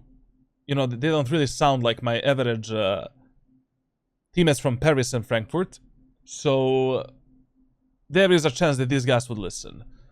Also, if you create some kind of a better pattern, I feel you would have completely fucked the enemies. Like, and we will be winning this match already.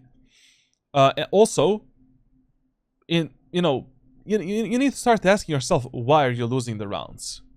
And not just going with the flow, you know, like, oh, we lost A, let's go B. We lost B, let's go A. Like, let's just randomly push A one round because, like, there needs to be some kind of a reason why you're doing the play that you're doing. And also, like, you need to ask yourself, what the fuck happened in the last rounds? Like, you did that last round. We didn't lose because enemies did something special. We didn't check the vines, we didn't flash Paranoid or reveal the jet in the main. Who the fuck cares? It's very easy to deal with that. Very easy. Like, just one utility, 2 utilities, I don't know, like, and then we take the aim in space, we go A, and that's it. Plus we have the ISO ultimate. And Sova's ultimate as well. Then, you know that B site is mainly guarded by only one player. Like, Killjoy is playing B literally almost alone. Like, only one round the Reyna played at the back of the boathouse. You have ISO ultimate and Sova ultimate. And we decide to default on mid. What the fuck? I literally, you have Isos ultimate. That ultimate is same as, I don't know, same as Breach, Fade, I don't know what else we have in the game, like Yoru, like, when you have these ultimates, when you just want to do a 5-man execute somewhere in the full by rounds. Iso picks up one guy, like, if he picks up the Killjoy, round is over, essentially. I mean, it doesn't matter right now if you go A or B, as long as we just use some kind of a utility, flash, recon, for the A-man and B-man area of the map and push the enemies back. But not abusing the Isos and Phoenix Salt to do 5-man executes is just like, what the fuck? Who's traveling? At least in this elo, you know, in this, like, in ranks, in between Ascendant 1 and Immortal 2, you need to maybe complicate things slightly. Like, and then from Immortal 3, you need to play a bit smarter, but here, like, come on, bro, like, you're fighting fucking Diamonds, Platinums, I don't know what is this.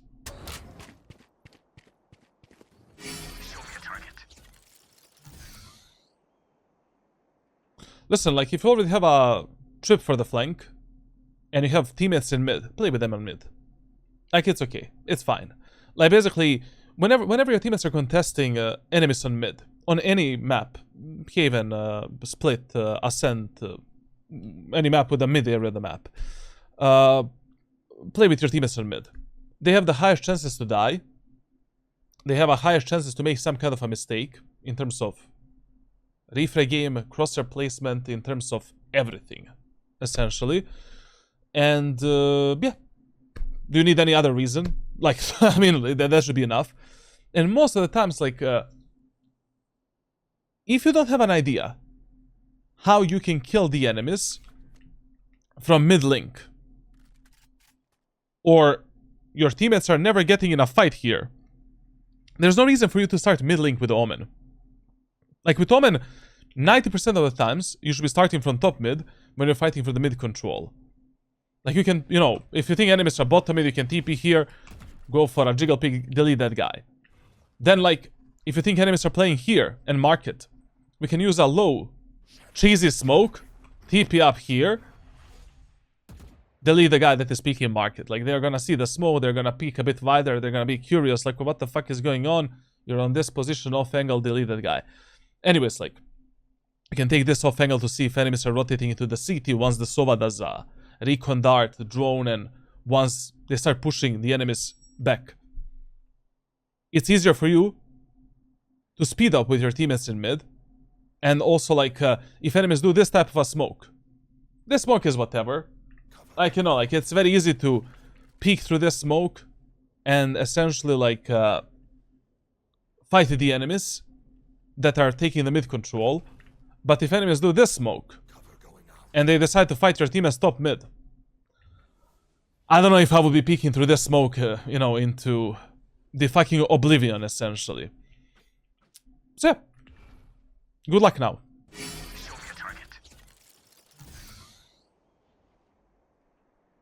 Plus, you know, when your teammates are mid, it's very hard in ranks solo queue, especially when you're playing in the ranks below Immortal 3, to predict what the fuck these guys are gonna do.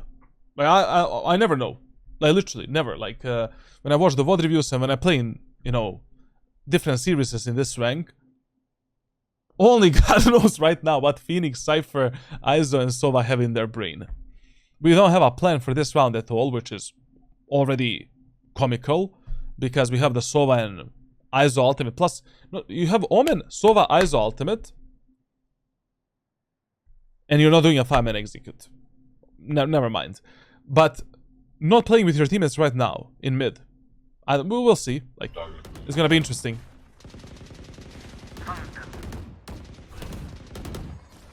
Cover going out. And to be fair, I don't understand. Like, let me hear. Is there any call out at the start of the round? Just a second. Jet 110 as I was jumping Act around on my my intel. corner. Don't give them Actually time to crazy. reposition.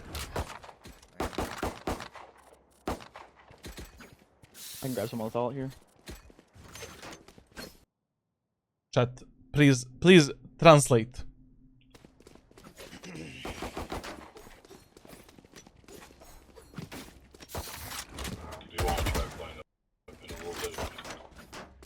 Brother, my guy has a Robocup in his team. Do you want to try playing up in a little bit? We could. Do you want to try playing up in a little bit? The guy is a fucking KO IRL, man. Like, Do you want to try playing up in a little bit? do you wanna try? Do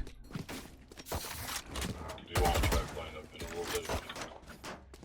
We could. No idea what you said. Just want sensation head. Maybe play that a little. I think that. No idea what you said. Just want sensation head. Maybe play that a little. I think that we try to play as far away from Reyna as possible, and then just take as much space as we can. Okay. Okay, so essentially, I don't know. I think my guy said that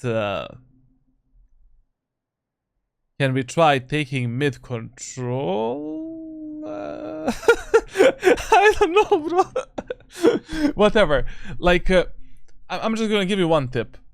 If the call out in this round was let's take the mid control or let's split the B site, any of these callouts, you should be in the mid area of the map. B peep, let's play for picks. Like, even if the callout was let's play for the picks, any of these three callouts, play in mid somewhere. You know, support your teammates in mid. Like, basically, when you're doing, let's say, split on B, Spike should anyways go through the mid area of the map. And 90% of times, when you're doing a B split in ranked, it should be a 1-4 split. But you should never be this guy. This guy should be maybe, I don't know, your Cypher. Or maybe some duelist. It really doesn't matter who is this guy. But you should be playing with your teammates on mid. Spike should go here. And that's it. One of the reasons, you have a paranoia. You know, like, when you reach this position, or this position, you can easily flash the enemies out from the market and basically, you know, take even more space with your team. You know, you can do a smoke here, this paranoia, then the Cypher is crunching the enemies from behind and we're going out like with this teleport here. Then from this position we can contest the enemies in CT as our teammates are going through the stairs and voila. Can you stop cursing? My nephew is watching you. Tell him to not watch me, bro. Like, if your kids and nephews are below 18, no. You need to watch Joel's. I think that we try to play as far away from Reyna as possible, and then just take as much space as we can. Shadows traveling. You should be the one taking the space with your team. Also, like, if you already decide to default, like, especially if you're defaulting towards the B site, try at least to get the B main control. You know? Like, try at least to get the B main control. By the way, guys, you wouldn't believe me.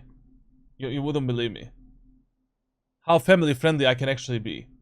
Like, there was at least 10 times where a parent was buying coaching from me for their kid, and they were like, you know, can you stay away from cursing and all of that? Brother, I was using some English words that I previously didn't know about.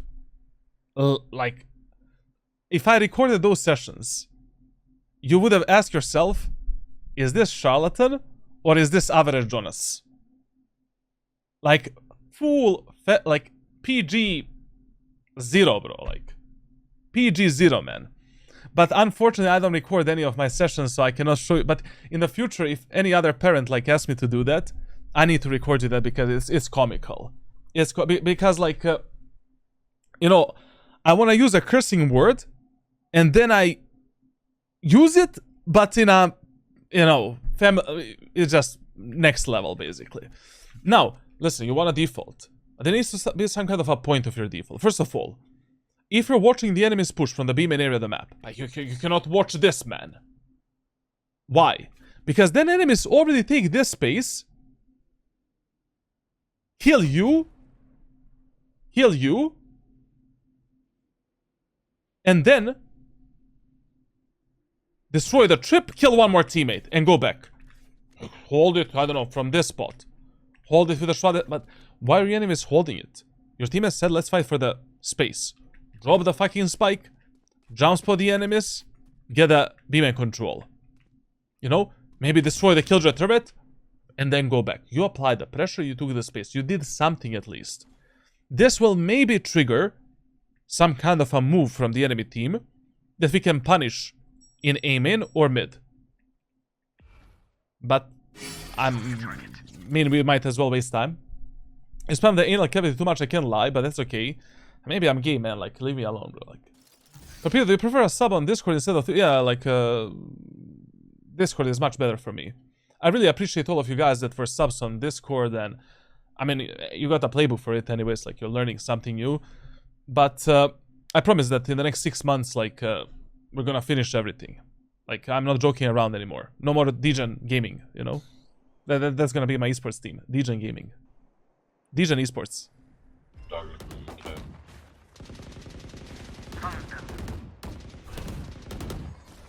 Cover going out. Smoked your top mid. See, like here, if you were mid right now, that club is dead. Frost, in 30 minutes, 2 games of League of Legends. See you on Discord. Listen, so basically, like, you know, let's say you're mid right now. Club is here. Bap. Bap. La la la la la la la. Estoy loco. You know? But, like, let me tell you something. The only time you should be the one holding the main areas of the map in a default is when you are 90% certain that you can get kills here and here. If enemies are not aggressive, if you don't plan to play, you know, semi-aggressive with the jump spotting and you're just wasting your time. Especially if you have a trip for the flank. You're just wasting your time. 2 problems in this gameplay.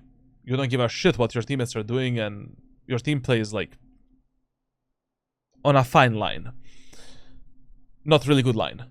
And the second bad thing that you're doing is this guy sounds like a protocol skin line. Yeah. Literally, bro. Like. And the second bad thing that you're doing is you have a lot of wasted time in your gameplay. On attacker's side. Which is really bad. Odin better gun for Estoy Loco. yeah. I'm never gonna forget that Odin kill from Friday, man. That was so fun. What I wanted to say, Squid Games, man. Did you watch the season 3? If you didn't, like, watch it, exit the stream right now, but spoilers. What the fuck is that, bro? Is that equally worse ending as equally worse season as Game of Thrones last season? I think they're on the same level. Game of Thrones and Squid Game. What a fucking disappointment. The first 3 to 4 episodes were okay. All the way up to the hide and seek game. But after the hide and seek game, fucking crazy, bro. Like, don't even watch it, to be honest. Like, and we're also gonna have American adaptation, maybe. Brother, considering how cringe the American sounds in Squid Game, there's gonna be a comedy show. A sitcom, bro. Like. Timinged. Okay, now you see why you need to play with your teammates on mid, like, you know? If they get stuck there, who the fuck is gonna refrag them? Someone needs to make a move. We cannot sit in mid, like, for the rest of our lives. Why the fuck are we pushing mid in this round anyways? Why am I getting angry? I don't know, like... I don't know, when I'm coaching, like, I just get heated, like... Ooh, Yoru clone. Cover going out. Last player standing. Just canceled this. You almost won this round, bro. No, I'm not gonna speak anymore. I'm just disappointed. Like, I would rate the last 3 episodes, or 2 episodes, 3 out of 10. Maybe even worse, I don't know, like, I'm not a film critic, like, I don't know the ratings. Some info, I'll grab whoever. Okay, so we're playing a eco round. I mean, Halbei round, and we are pushing B, okay? We still have the Sova ultimate, Omen ultimate, ISO ultimate. But listen, like... In this round, you have two options. Like, as an Omen player. You can play aggressively, with some kind of a setup. Or you can wait for the ISO to pick someone, and then with the ultimate try to close the gap with the enemies on the bomb site. Just default both house play. Any of the two options is fine. Shadows traveling. Who is ISO expecting to pick up, man? Enemies didn't play in the B-man aggressively, never. Mental Verse, thank you for the tier 1 sub, bro. I saw you 16 months. My brother, we have a baby and a half. I cannot count. That's actually 2 babies. Cover going out. Listen, this play that you did is not bad. Like, actually, is very good. Very good. But the problem is, like, I don't know. Like, I's already picked someone from the site. That someone is probably Killjoy. Like, let's just move in with the ultimate and do the default smokes to support our teammates as well. Let's not make any fuckery. Shadows traveling. Cover going out. I mean, this play that you did, as I said, like, this is one of our default Omen aggressive plays. I just don't know how good is your smoke. Basically, the smoke needs to cover the market and give you a small gap here and here. So the gap should not be too big. Like, it should be almost impossible for the enemies to think that you can teleport under and in this corner here.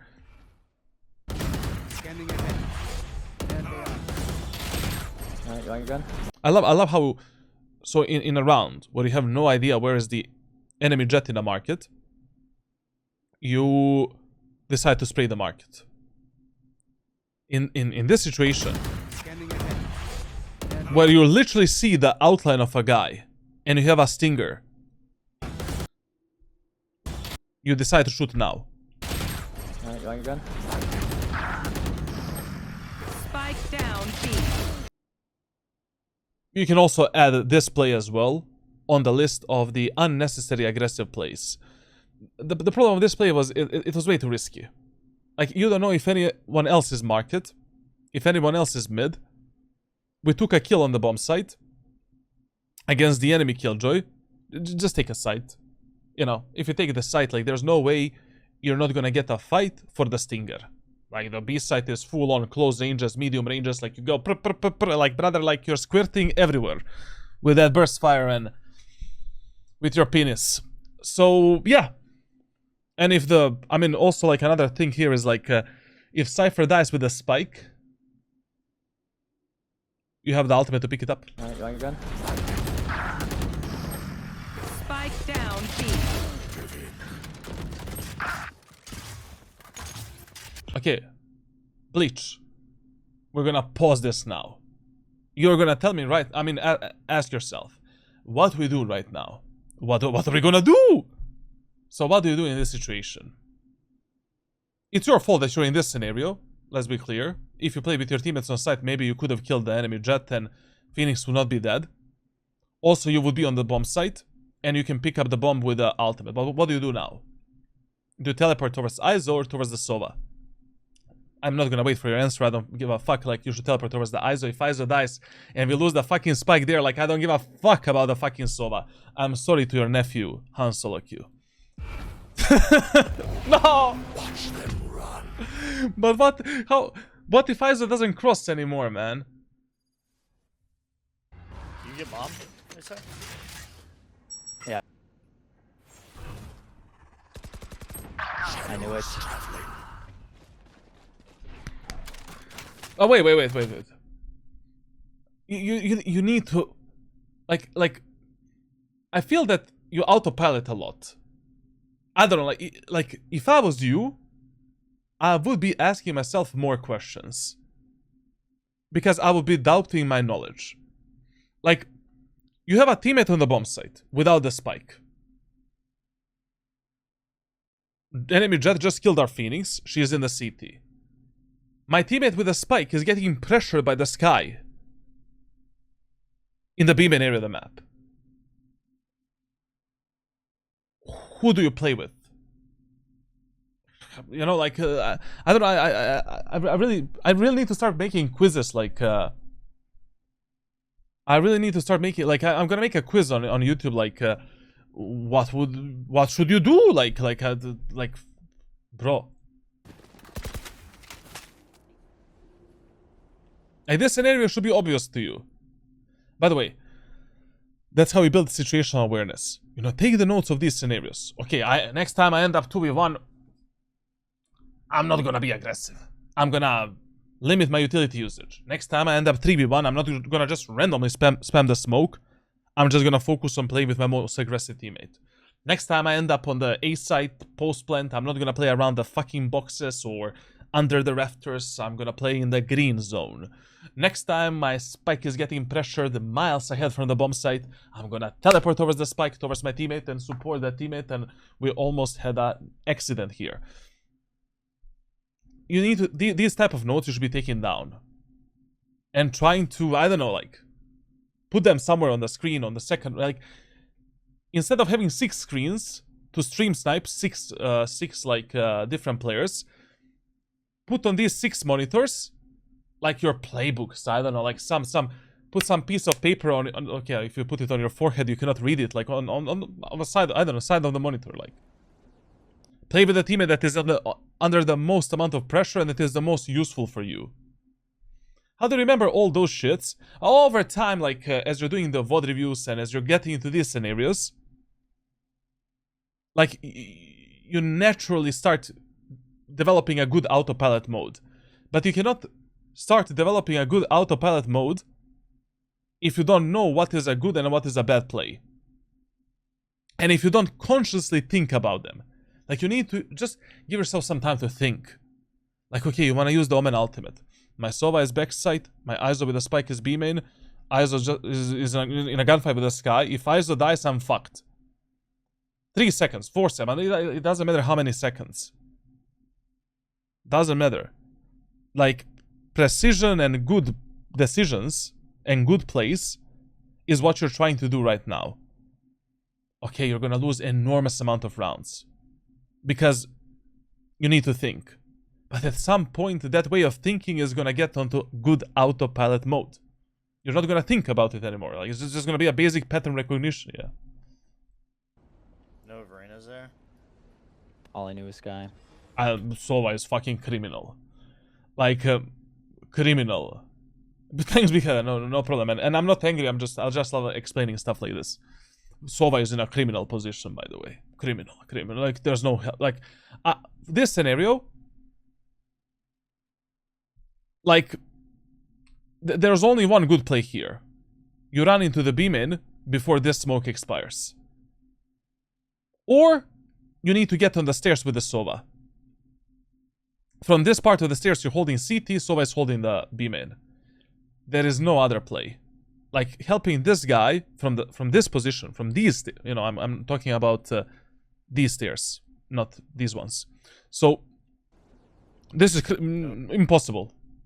Verena's there? All I knew was Sky.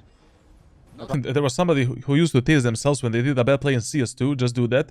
Pain is the best. Actually, that is true. But I cannot advise it because, yeah, someone is gonna sue me.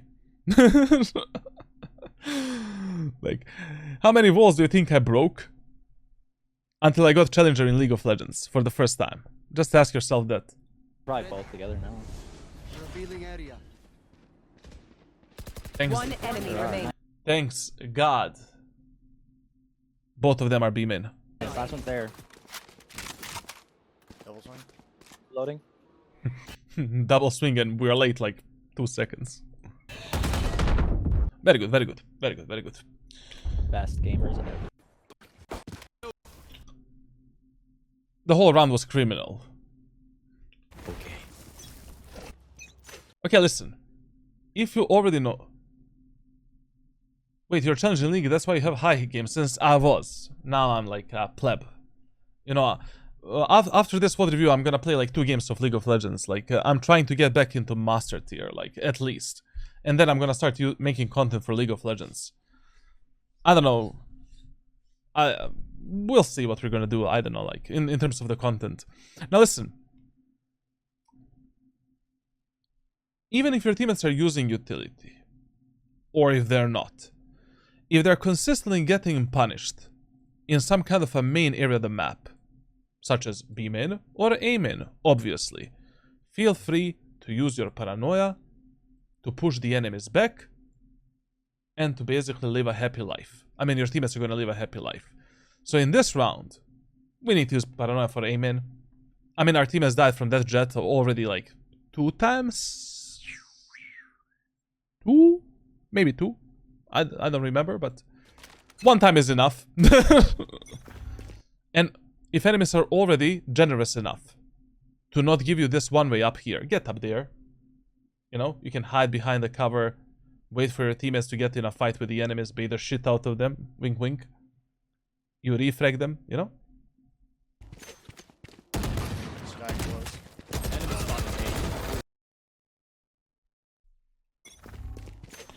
Well, to be honest, in this round, having a paranoia in the A main would be amazing.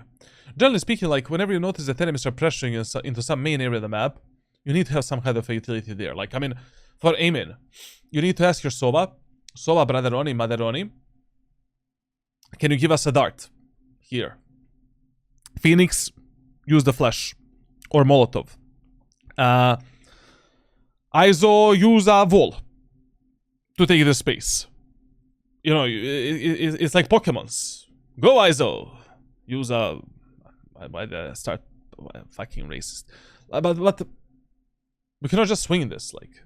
I mean, you jump spotted, but your teammates are swinging. Sky close. To be honest, like, considering how many enemies we just fought, this is amazing. This is... Tonight, when you go to sleep, at least 10 pages of Bible. Minimum. What the fuck? It could have been good. I mean, it's still good. Like, we're 3v3. We know that Sky is running away. Ascent is free. Good. Default setup. Cover going out. Still, the problem is... Pikachu use fucking gun, literally, bro. Like...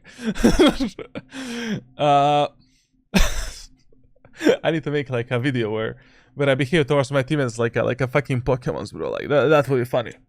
If I can find some voice changer for the Ash Ketchum, that would be amazing. We get to the problem that we talked about in the 2 rounds ago. If Sova dies and enemies have a Killjoy ultimate, we need to fight aggressively for the A short and for the garden. I know that enemies are eco hull by bonus. I don't know. They have low economy, but yeah. You should run. To be absolutely honest, I would actually here call for a round reset. If I was playing in a high elo. But in this lobby and this rank, calling for a round reset is like... I think you have higher chances of contacting Kim Jong-un at this point, to be honest. Like, he's probably going to listen more to you than these 2 guys. One peeking heaven. I missed. Also, you know, I do understand that you know that Ascent is free, but you should have done the smoke for the tower. You needed that smoke, to be honest. And also, one more tip: never be the guy that is planting the spike. Never. Why? You're just useless. You're doing absolutely nothing. Literally useless. You're planting a fucking box on the ground. Give that job to your Cypher. Here is the spike. I'm gonna take more space in short. ISO, your shit anyways. Here's the spike. Like, plant the spike. I'm gonna hold the tower. Rafters. Like, you will notice, especially in my unranked to Radiant and Immortal series, when I play in these lobbies below Immortal 3, I'm almost never the guy that is planting the spike. Almost never. I only plant it when, you know, I don't have anyone to plant it. People default give it to me because I main smokes. Oh, okay. You pick up the spike. But as you're getting onto the bomb site, just drop it. And turn yourself onto a better task. Like right now, we need short control. We need to kill this Killjoy's ultimate. We need to kill Sky. Like, we cannot plan the spike. Anyways. And when the enemies already do such a premature ultimate, just reset it out. But as I said, like in these lobbies, good luck with that. King Evan. Shot was the best spot for the heaven smoke for Ascent. Rewind the video after the stream. I missed. Spike planted. Cover going out. I've got your trail. Get yourself safe. One enemy remaining. Absolute cinema. I don't know. Like, to be honest, like in this situation, what I would have done is probably I would sell my Cypher completely. For a chance for me to clutch this round, I would basically use a smoke for Omen, paranoia for A short, so enemies don't know where the fuck am I going, teleport here, and trying to scoot into Omen, and that's it. This smoke with a default push, and this smoke is okay sometimes when you're pushing A set in eco rounds, when you're playing eco round. Like here, you know, when you're getting caught by the Killjoy's ultimate, you need to hide yourself somewhere. I don't know, create some cubby position with a smoke, get in a smoke in A main, be creative. Like, I mean, you're pretty much fucked here. To be honest, I mean, there's no other, nothing else. Cover going out. I've got your Get trail. yourself safe. One enemy remaining.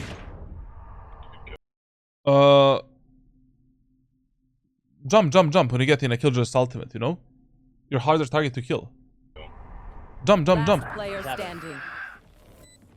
We somehow survived, man. I cannot believe. To be honest, in this round, I would actually complicate things. I don't know, we have Paranoia. We have a Shrouded Step. Spike is planted in a really open spot.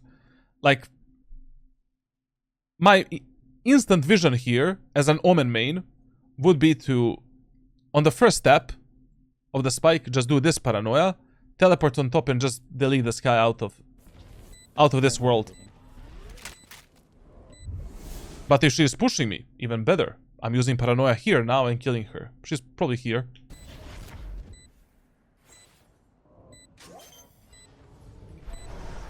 Blinding.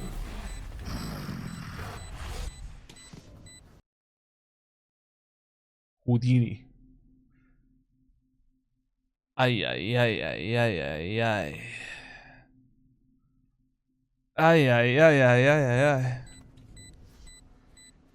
Oh my god. Good play, good everything. Just, you know, enemy Clove absolutely cucked you, my friend. And somehow, you know, like, that's just unlucky. Nothing to do about it. And a bit lucky as well, like, I guess, whatever. You know what you could have done better, up to the, you know, Killjoy killed the rest. Yeah, Valorant. Timings. Shadows. Anyways, we should not be losing this match 5-5. This match should be like 7-3, 8-2, I don't know. We lost some really stupid rounds. Again, I don't know what is this fetish with the mid area of the map. Did Robocop give us some kind of a call? My shadows, they will. Wait. Ooh. Thought I had a shorty there, and then I realized I didn't, so I just committed to it. Why Keep a shorty as a secondary weapon. not? Wait, I'm waiting for a Robocop. You couldn't hear me. Well, actually, you probably heard me drop, but He heard you drop at 100%. Like, that was just luck at the end. You know, in the end there's no right play. Like, the right play is to get out of the smoke and try to search for a better position. which he did. So there's really no good play there. Like, you know, only God fucking knows where's the sky. That's one of those 50-50. No call us from the Robocup. Aye. We will reveal their secrets. You should be leading your teammates a bit more. Like, I mean, based on these 10 rounds, you know really well how the enemies play, what they prioritize, what's easier for you to do. Like, in this match, I really don't see a reason to contest the mid at all. Like, enemies are super weak on A, super weak on B. They were only winning the rounds because of your bad post plans, most of the time, and because we did a few mid pushes in eco rounds. Okay, it was one eco round. Shadows traveling.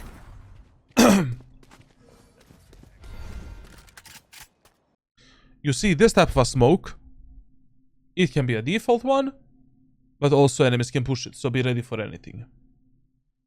Smoked off, man. Maybe he should have guessed she wouldn't stick it. You never know in this elo, to be honest, like, you know?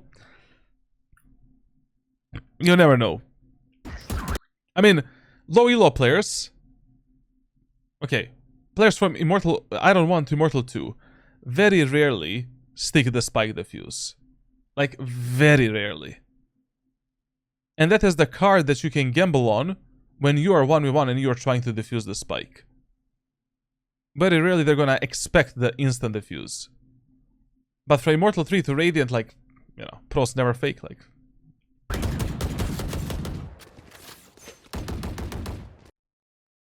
No, I'm telling him that he should IGL more in this game because, first of all, I think he's from NA. That's already like you're from North America, basically minus 40% dyslexia and language barrier. And the second reason is this match. It seems like these guys would listen. Like, they had their own plans in some of the rounds. Like, it was actually pretty reasonable match to actually IGL a bit. And you don't need to be some high level IGL. Just give your teammates ideas what to do. You know, just small like pushes, like. And it has good comps. Not gonna the only problem with NA comps is that sometimes there's a lot of gibberish going on. Like, you can lose a lot of the games because people ease off, cool down, and they start having fun. And yeah, that can be a problem sometimes. I remember when I played on NA, I lost quite a lot of matches because of that. Here. Phoenix, you can get ult. Come get orb. Somebody just grabbed it. Reloading. Do that, bro. I suck at communication, so every game end up in them insulting me. Just use the AI voice changer. You guys want to rotate? Oh, actually. Take flight. Shadows traveling.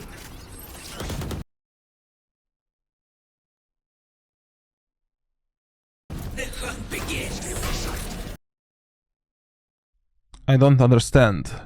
Why do we waste one smoke for A short? When we have one orb for the Phoenix ultimate, when we can just run it down B, we know that Killjoy is playing alone on the B side the whole fucking match. Use your brain. You're autopiloting a lot. Once again, just tell me in the private messages, please, like, did you start using the second part of the training?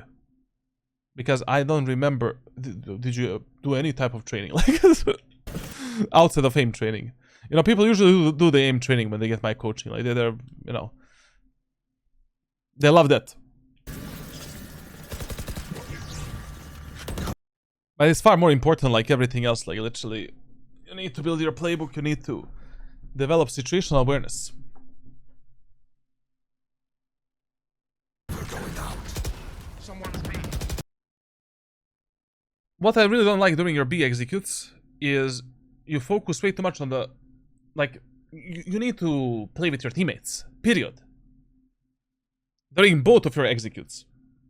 You can go to Neptune, bro, like, I don't know, like, Jupiter, man, like, but if my ISO is pushing towards the stairs, here, the enemy Killjoy that is on the bomb site, you better believe I'm gonna be going through the stairs, supporting my ISO, killing the Killjoy, and opening the site with my ISO.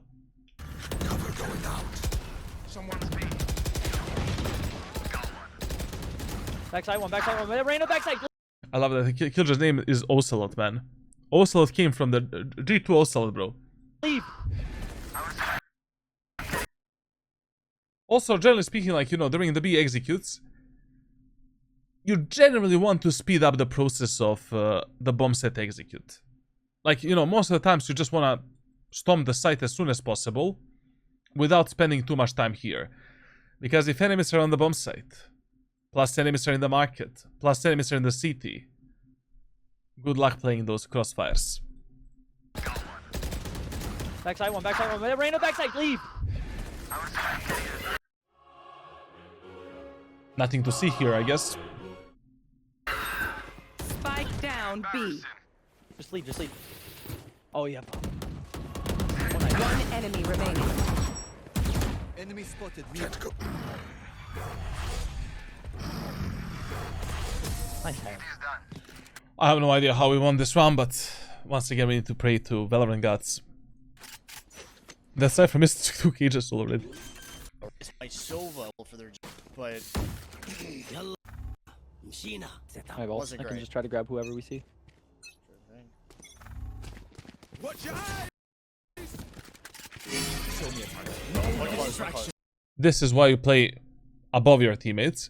But generally, whenever enemies have like a pop flash character, you want to play up there as you're taking the aim in space. Watch your eyes. One's maybe wine. I think they were close to left. Yeah, she's back there. She's healing. Bro, your eyes just bug from the green screen. I know, like, when I'm in the Viper Ultimate, I turn full on demon mode, bro. Like, I saw it in the last... I cannot fix it. I don't have a better lighting in this room. You're mauling off. You're mauling off. Yeah, she's back there. She's healing. You're mauling off. Yeah, there's 2 there. Guy and Killjoy are there. Clove is there too, no? That's 3. She might be mid. Oh wait, no, she used a decay, didn't she? Yeah. I'm taking a save rotate through spawn.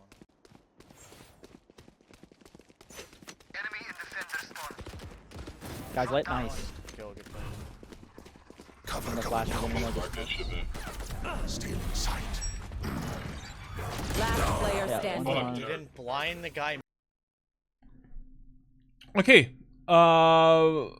Generally speaking, Bleach, my friend, I think we covered everything on the attacker side. I mean, on that last round, you did every single mistake we covered in the last 2 hours and 20 minutes. So 2 hours and 20 minutes I need for a tracker review and one side. Yes, Kazakhstan brothers. Okay. Let's see what you're doing on the defense. Okay, now let's continue with the defender side of Ascent. Basically, on the defender side, your default bombs are number 1 priority, A site, number 2 priority, B site, and that's basically it. On this map, you prioritize fast rotations and team play over the map control. And basically, on the first contact between your team and the enemy team, you should be making some kind of a move. Like a chess move. You know, like not literally just running like a random chicken, gorilla, like whatever. Like actually making some meaningful move. Now, on this map, you always prioritize market and A shore control over the bomb site controls. If enemies are splitting B, splitting A, focus on that garden, focus on the market, or fight in the area where your teammates are fighting at that moment of time. Keep in mind and remember to use the A switch to separate enemies into 2 different groups, especially if you're left alone on A site. You cannot fight everywhere. Like, you need to decide. Do I want to fight A main you know, on A site, or I want to fight for the garden. Most of the fights, most of the time, your answer is you want to fight for the A short and for the garden. Because if the enemies take control of this, and then your teammates pick fights with the enemies here, God help you. When playing Omen on Ascent, most of the times, you should be using your first smoke for something. Basically, doing a one-way for Omen, doing a smoke for tiles, or top mid, depending where your teammates are being aggressive, and depending what your teammates are doing. Even if your teammates are not fighting for anything aggressive, still use the one-way smoke for the Omen. Just as a pressure-making tool. And then in some of the rounds, we are going to play, like, you know, there, and we're going to fuck up the enemies with the paranoia, etc, etc. Anyways, on this map, the worst thing you can do on Ascent is, from the first full buy round, playing super passively. Like, literally, you need to play semi-aggressive playstyle on this map. Like, you cannot give this, and this map control to the enemy team for free. Like, if you do then basically we're gonna have a lot of the problems in the game. Like, good luck defending the bomb sites. First 2 rounds, you always play on the A site and A short. Basically, you're defending the,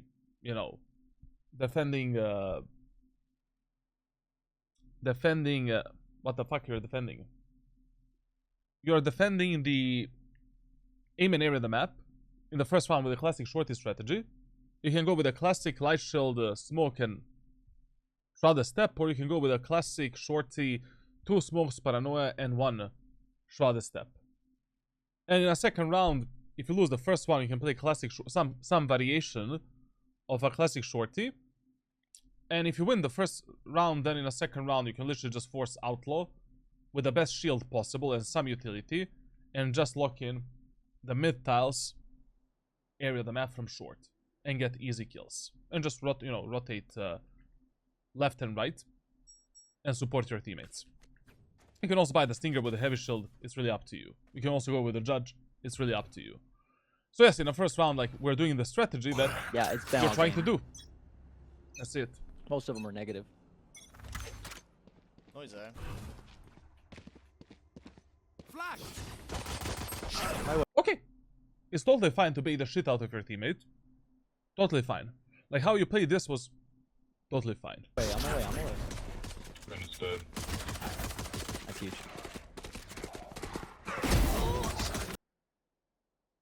You will get better. You will get better. Like, this was almost perfect. The timing to get out of the smoke was almost perfect. You will just get better at doing this shit. But this was muy bien. Like, this was really muy bien. The only thing that you should do a bit more when you're inside of these cubby smokes is, like, moving in and out. Like, basically, if you already create such a big cubby position, do this. Like, with a silent step. Just so the enemies cannot, get out here and take a fight with you all, immediately. I just do this, move it left, right, left, right, left, right, fight for the info, delete the enemies, and that's it. Very, very good, very good, very good. Overall, really good. Really, really good. Get on night. Really fucking good, really fucking good. The only thing is that, I don't know, like, if I see on the minimap, when you're doing this strategy, if you see that your teammates are ready to fight with you on the A site, and you already get a kill when doing this strategy, most of the times I do this. If I have an ISO that is gonna peek through the smoke, if I have Sova that is close on the rafters, like, if they're already gonna fight, I don't need to go back. But okay, it's not like you made some bad game decision. Like, it was totally fine.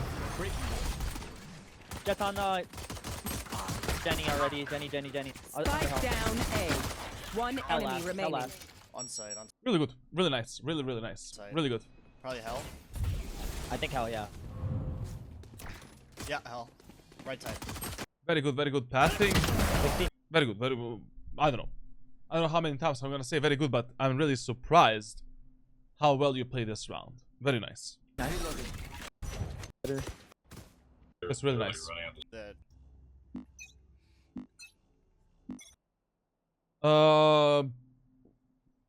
On Ascent, I don't know, man. Like, I would just recommend to you to really try to abuse Outlaw. Because, basically, I see a lot of the teams across every elo. On Ascent, people really love to force in that second eco round a Sheriff, a Marshal. You know, some kind of a shit like that.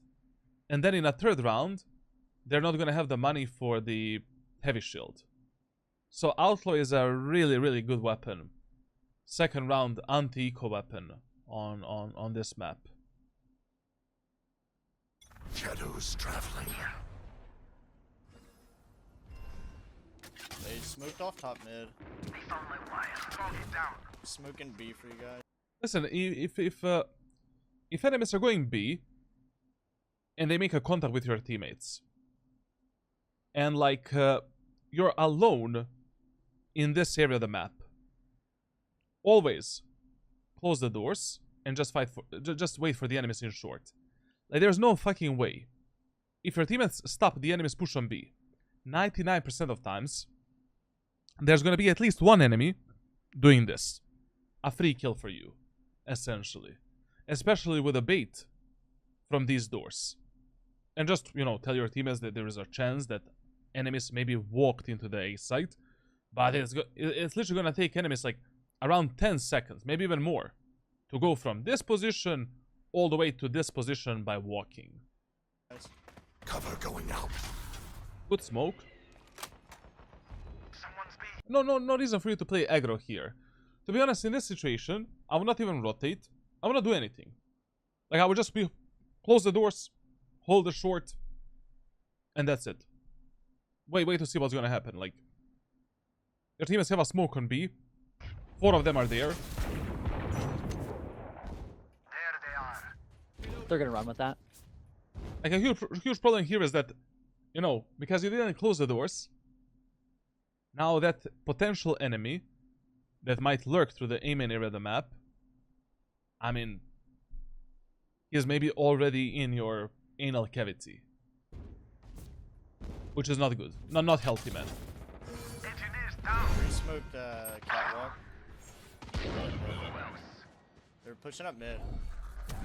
Yeah, I heard somebody run past. One enemy remaining. They're blind, they're blind. Spike down mid. He's in the corner. Nice. Alright. Top. Okay, so in a third round of Ascent, you simply position yourself based on A-B rule, rule of fear, and rule of 3 executes. So, you know, in the first round, enemies went A, second round B. Where do we play in a third round? Okay, we can play either fighting for A main and on the A site, or in A short. Whatever. I'm just gonna be watching So tiles. fine. Maybe smoke me off if they rush it. The only thing that I would do differently here is if your teammates are already fighting, or they look like they're gonna fight somewhere aggressively, support them with this early smoke in that area of the map. So if you already have ISO that in a bonus round wants to take this type of a fight, smoke off the tiles. Smoke it off. You don't want this guy to take this fight. Yeah. Cover going out. Or God forbid to maybe fight the enemies both on top mid and in the tiles as well. Oh, there was one A. Nothing mid. Be a slow A.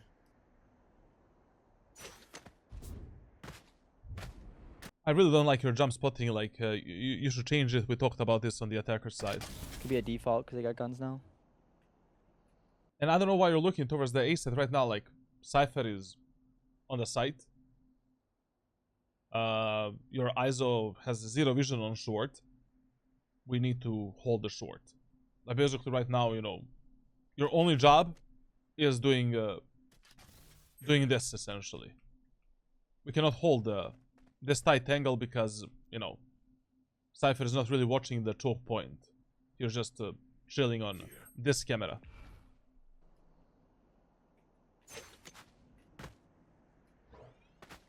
Ooh. KJA.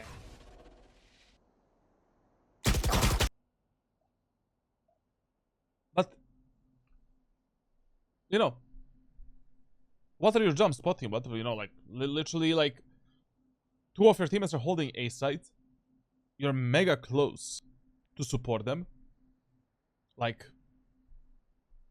you know what is your job? You played 2 rounds pretty well. These first 2 rounds. I don't understand this decision making. And you will need to explain it to me through private messages. What was the idea? Short is open. We have 0 mid control. You have some cipher setup on the A side and a camera. Why are you focusing on to Omen? Yes, you heard a footstep there, but you heard 1 footstep. We don't know what enemies are doing right now. And we are anyways gambling that enemies are going to do some kind of a 5-man push on A or a 5-man A split through the A short. Doing. 2 minutes. I didn't fly any. What did they do actually? So they got this kill. Then went back, they saw the cipher.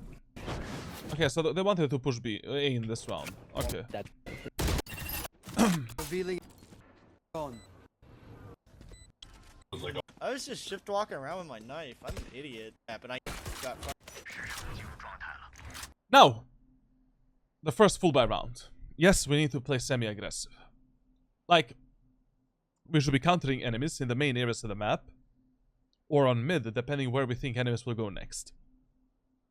In this round, I personally have no idea where the enemies are gonna go, but chances are a bit higher they will prioritize the mid and the B side, because they have been going A, B, C, D, E, F, G 24/7.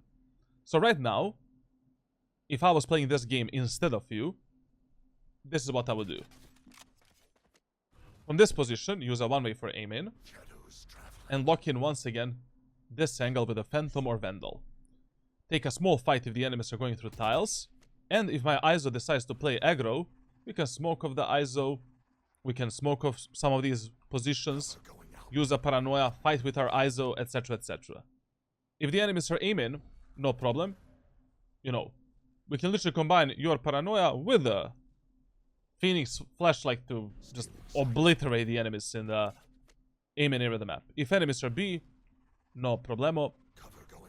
We do a smoke and a fast rotation.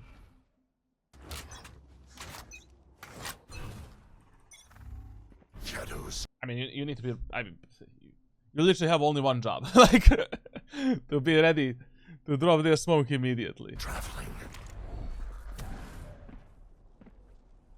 Okay, so.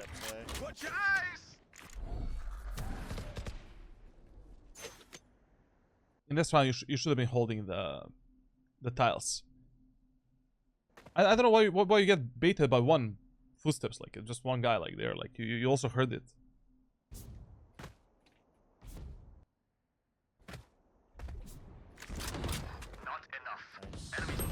Ah, 40 on Rana. She's so good, dude. Cover going out. The hunt begins.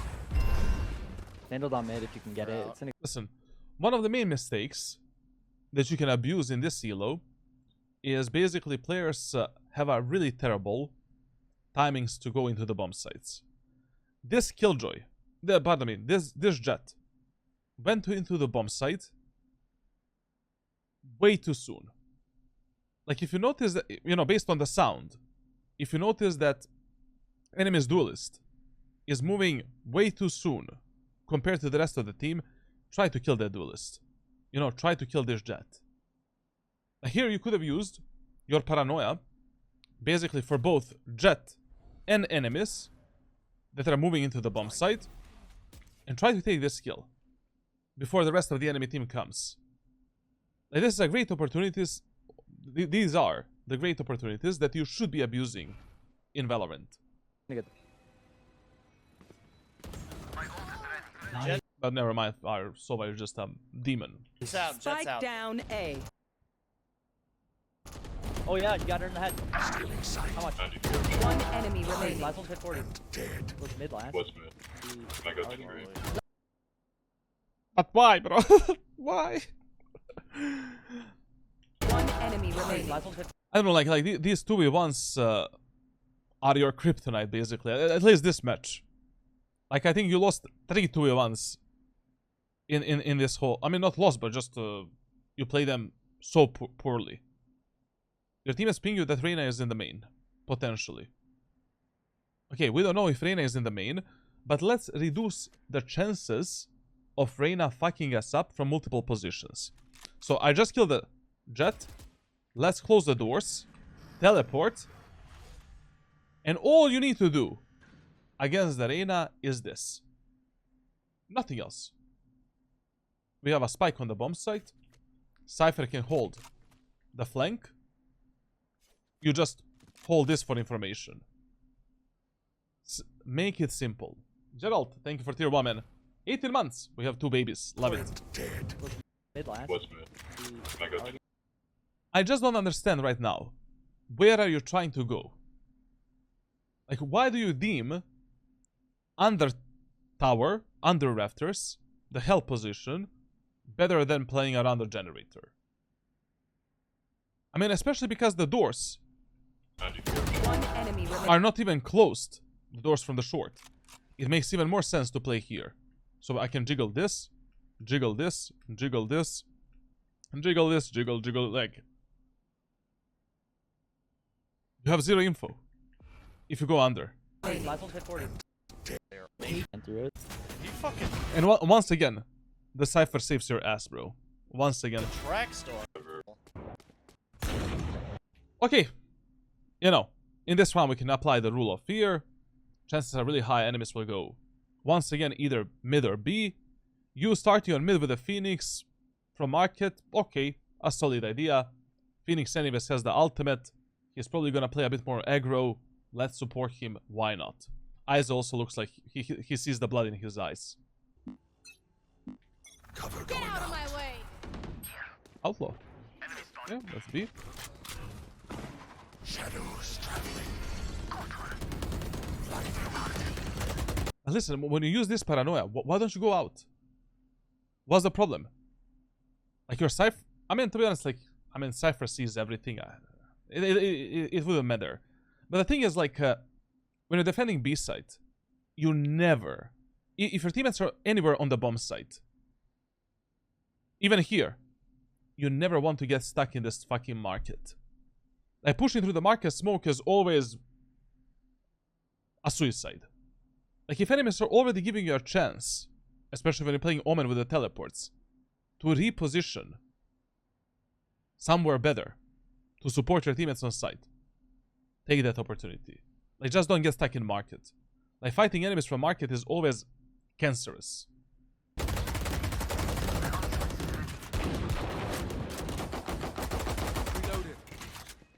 They're mid.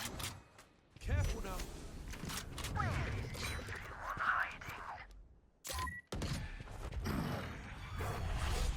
Yep, so far smooth. They might circle back to B. Yeah, just set up normally. We got hella numbers here. A high-low I'm main. just gonna play an off angle for switch. Okay, go for it. Actually, can you just watch that? I'm jiggling tree. I Shadows ain't traveling. Alright, let's regroup. She's down. D4 and Reyna came in short. Tweaking. right on. Spike planted. Reyna is right main. on Cover going Phoenix is out. all. On the Jenny. One enemy remaining. Oh, Jenny. Why? Like, I mean, just why? But once again, just unnecessary utility usage. You know. Like, when your teammates are crunching, you know, pinching the guy. What is this teleport?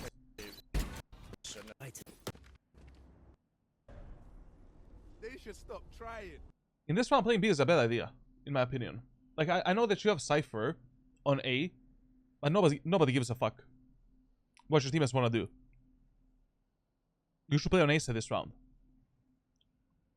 Like, if enemies are already readable, like some kind of a rule and some kind of a pattern can give you higher chances of reading the enemies, just follow it. Like, don't follow any instincts, any 50. Fuck it. Especially in this round. It's much smarter to start on A side.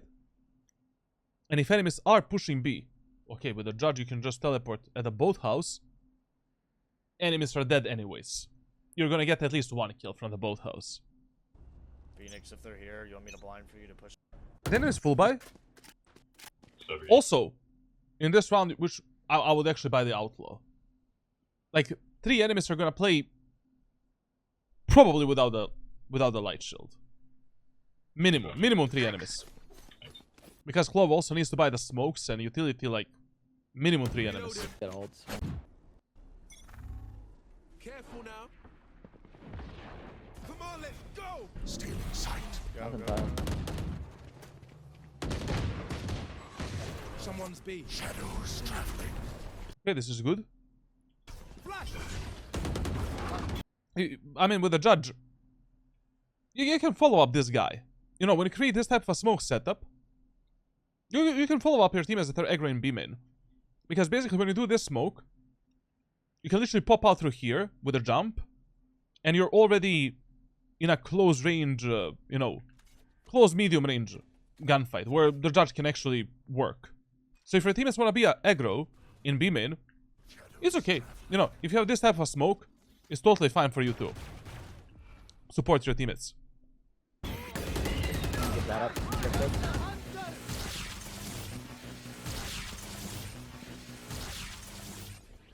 We need to replenish the smoke.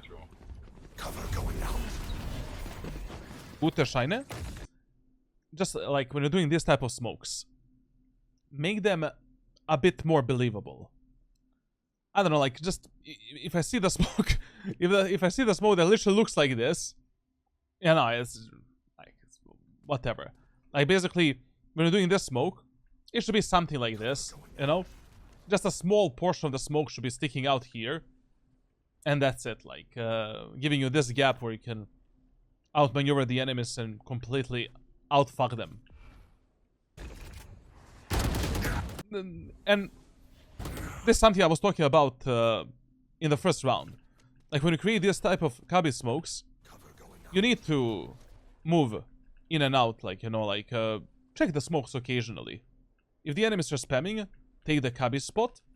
If the enemies are not spamming, like move in and out, like clear them with a silent step mechanic. Are you serious? Listen, whenever enemy killjoy has the ultimate on the attacker side of Ascent, you need to fight for the B main area of the map. And just play B side. Like basically 80% of times in that round is gonna be the B push. I don't know, like I mean with Omen, like in an eco round, what you can do is buy a Bucky with a light shield, wait for enemies, you know, listen to the footsteps, like bait the enemies with a classic pistol. And then when they plant the lockdown, try playing aggro. You know, you can create this type of a small setup. You can kill this guy. You can move in, kill one more guy. At least try to trade yourself for 1 or 2 kills before the enemies end up on the site with that killjoy lockdown. How I missed that? Shadows traveling.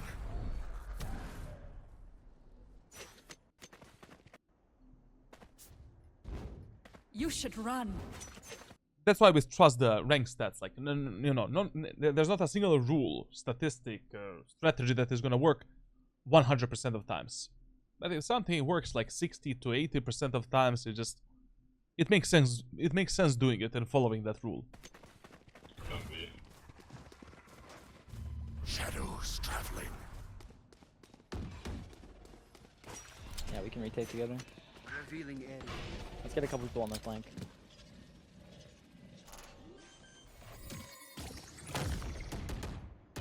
Spike planted. I mean, this round is now totally fucked, basically. Like, just keep in mind that when you have the Omen ultimate, always try to position on the bomb site where you think enemies will go next. Because it is far more, like, you know, we can make the argument. Okay, I have the Omen ultimate. I can just fill in the positions. But it is much better if you're actually playing and making some kind of a setup on the site where you think enemies will go next.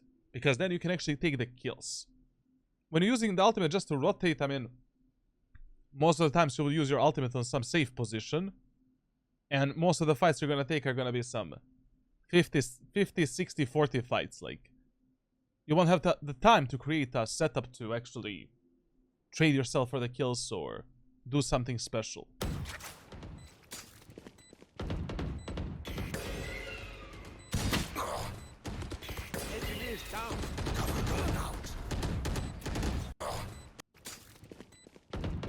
And here you really needed to speed up. I mean, to be honest, like, when you're retaking B site, as soon as your teammates are somewhere here, you know, they already, you know that no one is watching you from the B main from this position, but instantly with Omen, like, just, especially, you know, when you have the long range weapons and medium range, get up here, instantly, you know, no second thoughts, no second guesses, like, the teammates take a fight with them, done, like.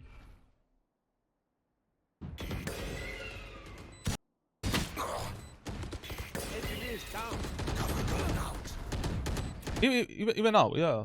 It's good. It's good. Just we need to hit our shots, obviously. Sky's right below. Follow your trail. Bolt's right there. Underneath. What the fuck is this? One enemy remaining. Another one there. Bro, Cypher is demon, man. Okay. Good shit. Cover going. Playing A, good idea. No objections. We have the ultimate for the fast B rotation. Just like one thing that I don't get it like is in a lot of these rounds you want to start towards the A short. Why?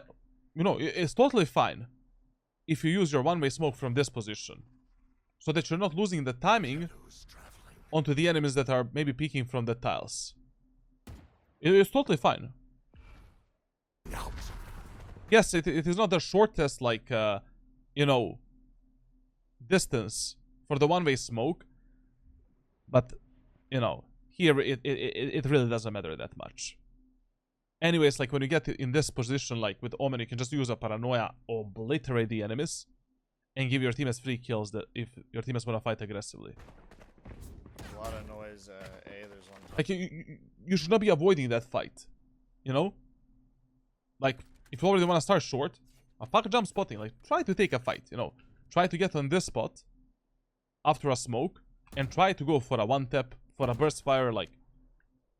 Every safe fight that you take in Valorant is a potential fight that's gonna give you a free kill.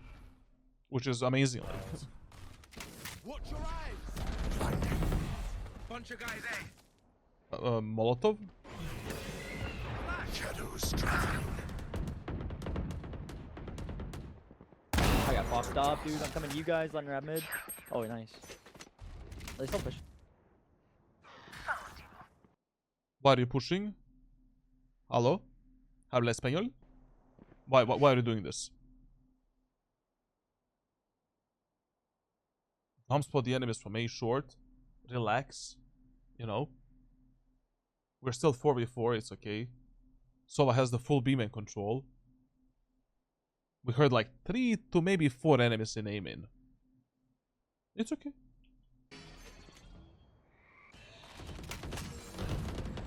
Like, based on information that you have, you knew that the chances that enemies are gonna take a fight from A main are pretty high. Got her. 2 there though. For sure. They might be leading. Okay, they're rotating. Yeah, it's out of it. Now, you know, taking this position would be okay. Because you heard like 3 enemies actually going from A main back, you know, to top mid. Okay, now you can maybe try to take some kind of a safe fight to potentially get 1 kill. And then, like, you know, we can create some kind of a fast setup to rotate towards our teammate on B or whatever. Yep, one. I don't know why you're jump spotting here, like you're just literally giving the sound to the enemy teammates what you're doing. Like, this fight you should have taken. I mean, you should not commit to this fight, but just try to go for a jiggle pick. 2 bullets, 3 bullets, burst fire. Instead of, you know, jump spotting this.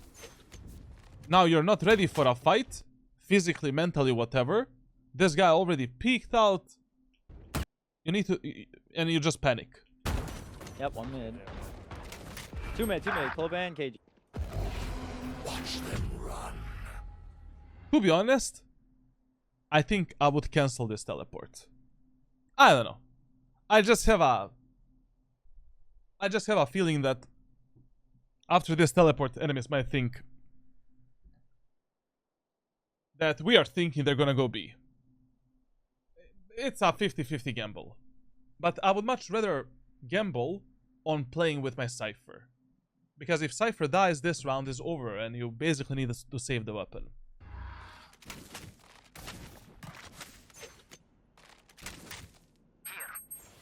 They push Back in on you. safe. Of course. Player That's so standing. unfortunate. Generally speaking, like, you know, in these type of scenarios, when you're far away from some bomb site and enemies don't have that bomb site control and you think they might rotate there, if you already have a teammate that is alive close to you, I don't know, I would just cancel this type of teleports always. Because enemies will most of the times think in a direction, this Omen think we're gonna go B, but instead let's just fall down onto the Cypher because we're closer to that bomb site. Now, here, just full save. Like, you don't have the economy to, you know, joke around, like, and basically, like, 1 versus 3, like, what the fuck are you gonna do? 30 seconds. I mean, there is a chance you win a round, but just no reason to win this round.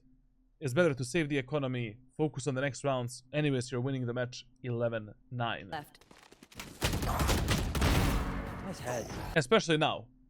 30 HP, done. Spike Nice planted. outside. I'm not even gonna watch it, to be honest. Like, there's nothing for you to do. Like, I don't know how to win this round. Like, it's just impossible against the Sky with the potential flashes and then the 2 Killjoy nanoswarms, like, and Killjoy turret as well. You don't need to try to be the hero every round. Like, be the economy manager. You know, like, be a merchant, bro. Like, same as Boaster. Like, it's okay. You are winning by a decent amount. You know, 11-8, 11-9 is totally fine. Focus on the like, if you saved that gun in the last round, now you have a Vandal and Heavy Shield to potentially win this round. And instead of that, now you need to play with the Judge and Light Shield to have the money in the round after that. Why?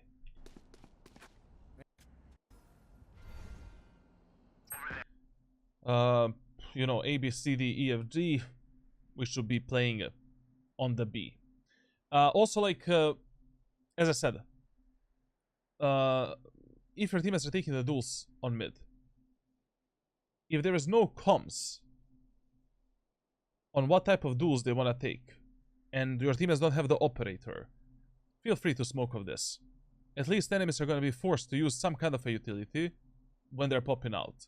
If they just pop out of this smoke blindly, this guy will have higher chances of taking a kill. Once again here, I would close the short doors. And I would silently connect with my Sova. Why? Because just get yourself into the enemy's position. Like, if I hear on the mid area of the map that the doors are getting closed, and enemies kill the Sova, what are the chances that enemies are gonna expect you with a Judge in this position? 0. Like, these Diamond, Platinum guys that are autopiloting 24/7, 0.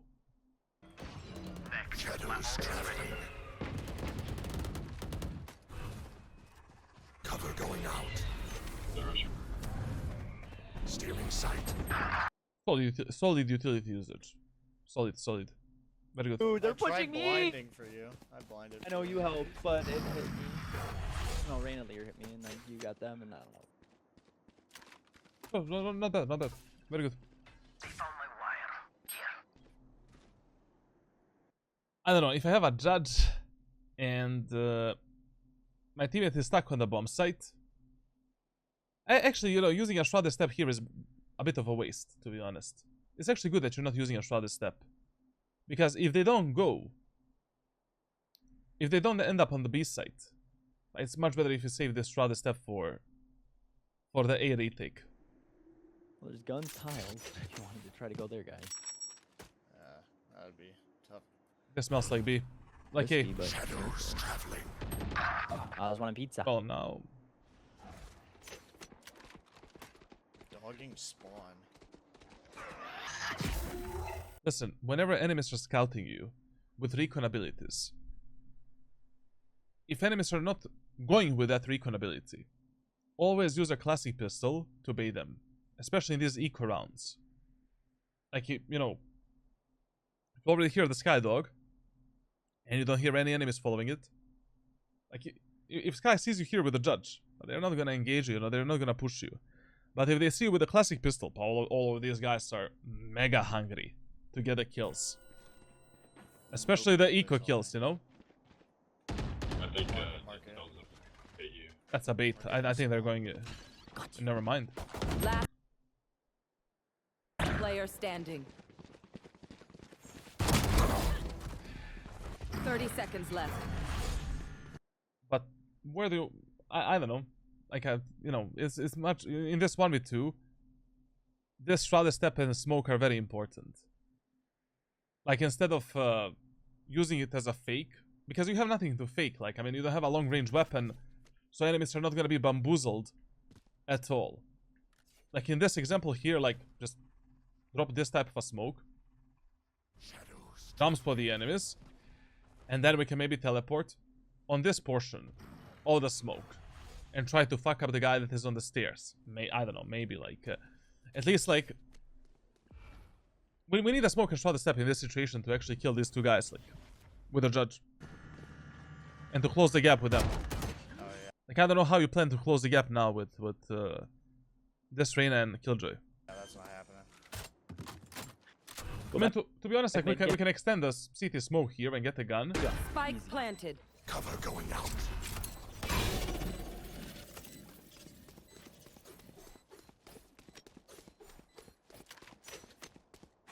Market is... it's not. This is another round where you need to save, like, literally, like, nothing to do, man. Like, you have a Vandal, you waste a lot of time doing this circle around the world, like, your only win condition here was using your smoke and shrouded steps to close the gap with the enemies. Only win, or to take the gun from the dead teammates and dead enemies. Like, basically using some kind of a smoke like this, taking the weapon from that Sky that you killed, now using the shrouded steps to scout for the enemies and isolating 1 versus 1 gunfights. Me that they could. You're trying to win some unimaginable scenarios, essentially, like unwinnable completely. Bro, this rain is insane.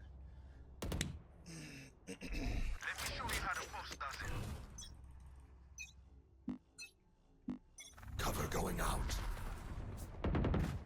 Noise, Phoenix, you want blind? Good luck. I'll blind for you. Watch your eyes. Stay in sight. Shadows traveling. Listen, one more tip.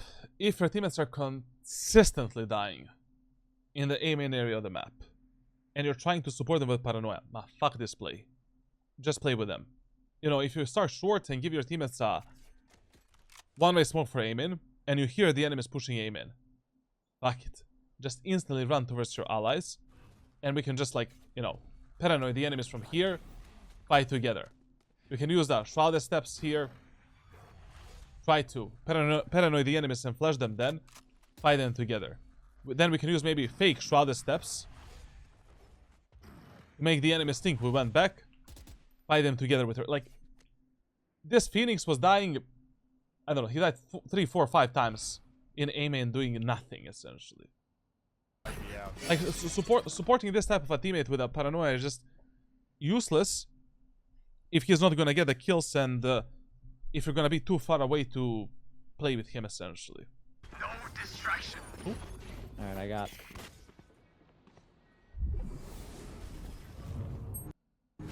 No way she killed me. She just sprayed the Vandals.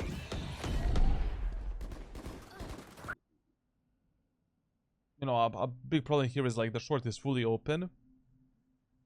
And we don't really know if enemies are doing a 5-man push.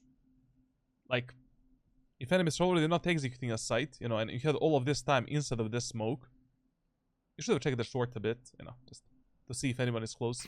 Hey, she killed me. She just sprayed the Vandals.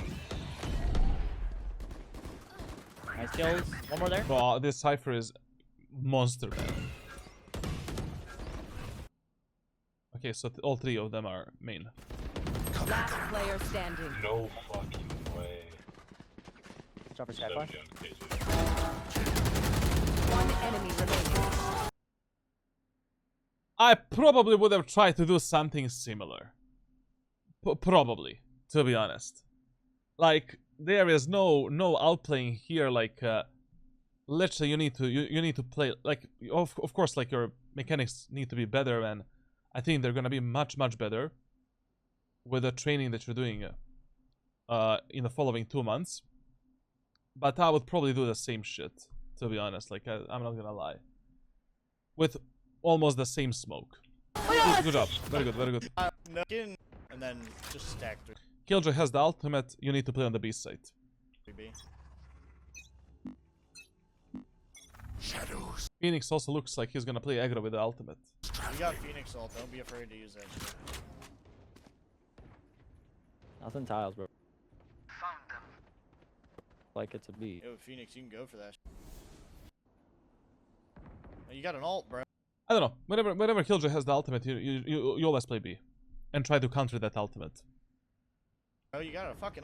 How can you counter it? Like with the shotguns, with Odin, like literally with just play operator and try to get the initial kill. Like, I mean, your job is not really to counter, to actually destroy the Killjoy's ultimate, if you don't have the utility for that. But your job is to try to make numbers advantage before the enemies actually plant. Or after they plant the Killjoy ultimate. Before they actually enter the site. That's the whole point. Ult. You should run. Killed the best player. I meant use the ult. Yeah, that was whatever. Going out.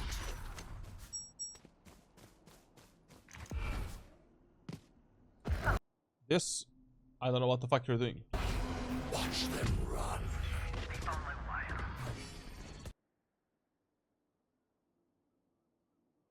Isn't it a common knowledge if you use the Omen ultimate, you also get detained in the Omen ultimate?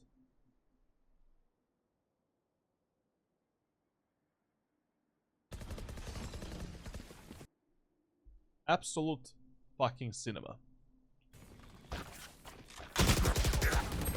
There's red light. Like if you... Use the ult. You should run. Killed the best player. I meant use the ult. Like, if you already wanted to use the Omen ultimate somewhere here... 5 minutes, Frost. Wait for me. Like, if you already wanted to use the ultimate somewhere here, you should have just used it in the CT immediately to connect with your teammates and just to try to, you know, kill the enemies with your allies as they're taking the enemies are taking the space here. I have no idea you get the thing in the alt.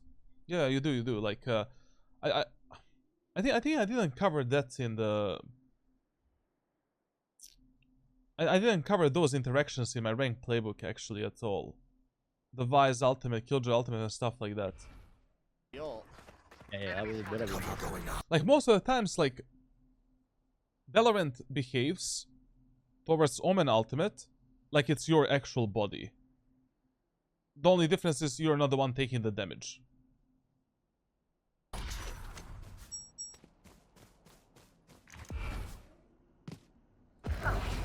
Watch them run.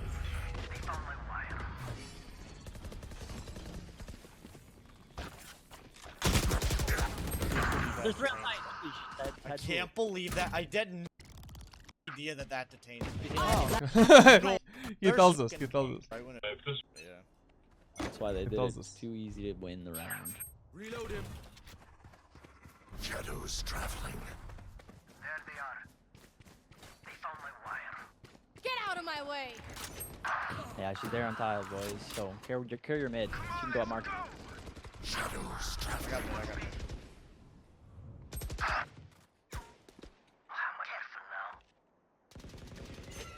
that. Dead. Your fun. She's gonna run you My guys. turn. You ready, Cypher? Nice. Nice. One enemy Yeah, remaining. last one's a gamer, so Spike play smart. down B. She's there. Blinding. Paranoid. Reloading. Bleach, man, like, you love to complicate these 3v1 and 2v1 scenarios like so much.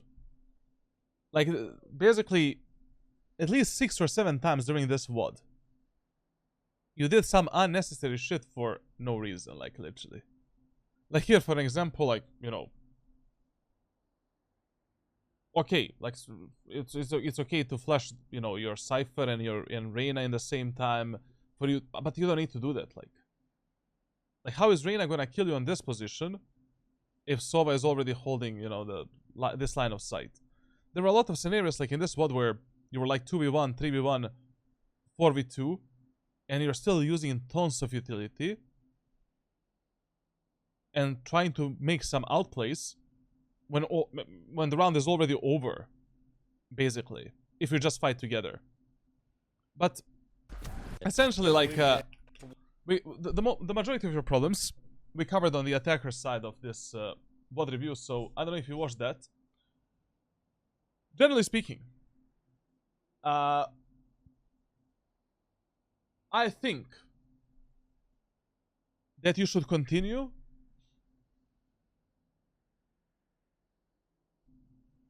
doing the original training that I share with you. We will make small adjustments and small changes to the training. I'm gonna just send everything like to you through the private messages. I think the Ascent, it's more like you know, the problem of overall like awareness and team play than anything else. And of course, like, I mean, it's not really a map problem. Like, just at least when it comes to this VOD, like there were a lot of times on the attacker side where, you know, your teammates are doing one thing, you're doing the other thing, and enemies are doing the third thing, and no one is on the same page. I mean, essentially, like, we're not doing the thing that we should be doing, basically. I don't know, like, did you try doing that map game awareness training that I share with you? Because I have like 5-6 trainings that are different for that problem. So if you try, I don't know, let's just talk through the private messages. Like, it's just easier, like, to be honest. Like, I'll just contact you. It doesn't really matter. For all of you other guys, I'm sorry, but you know, some things need to be private. Thank you for watching. Make sure to subscribe, leave a like, leave a comment, join my Discord server for coaching.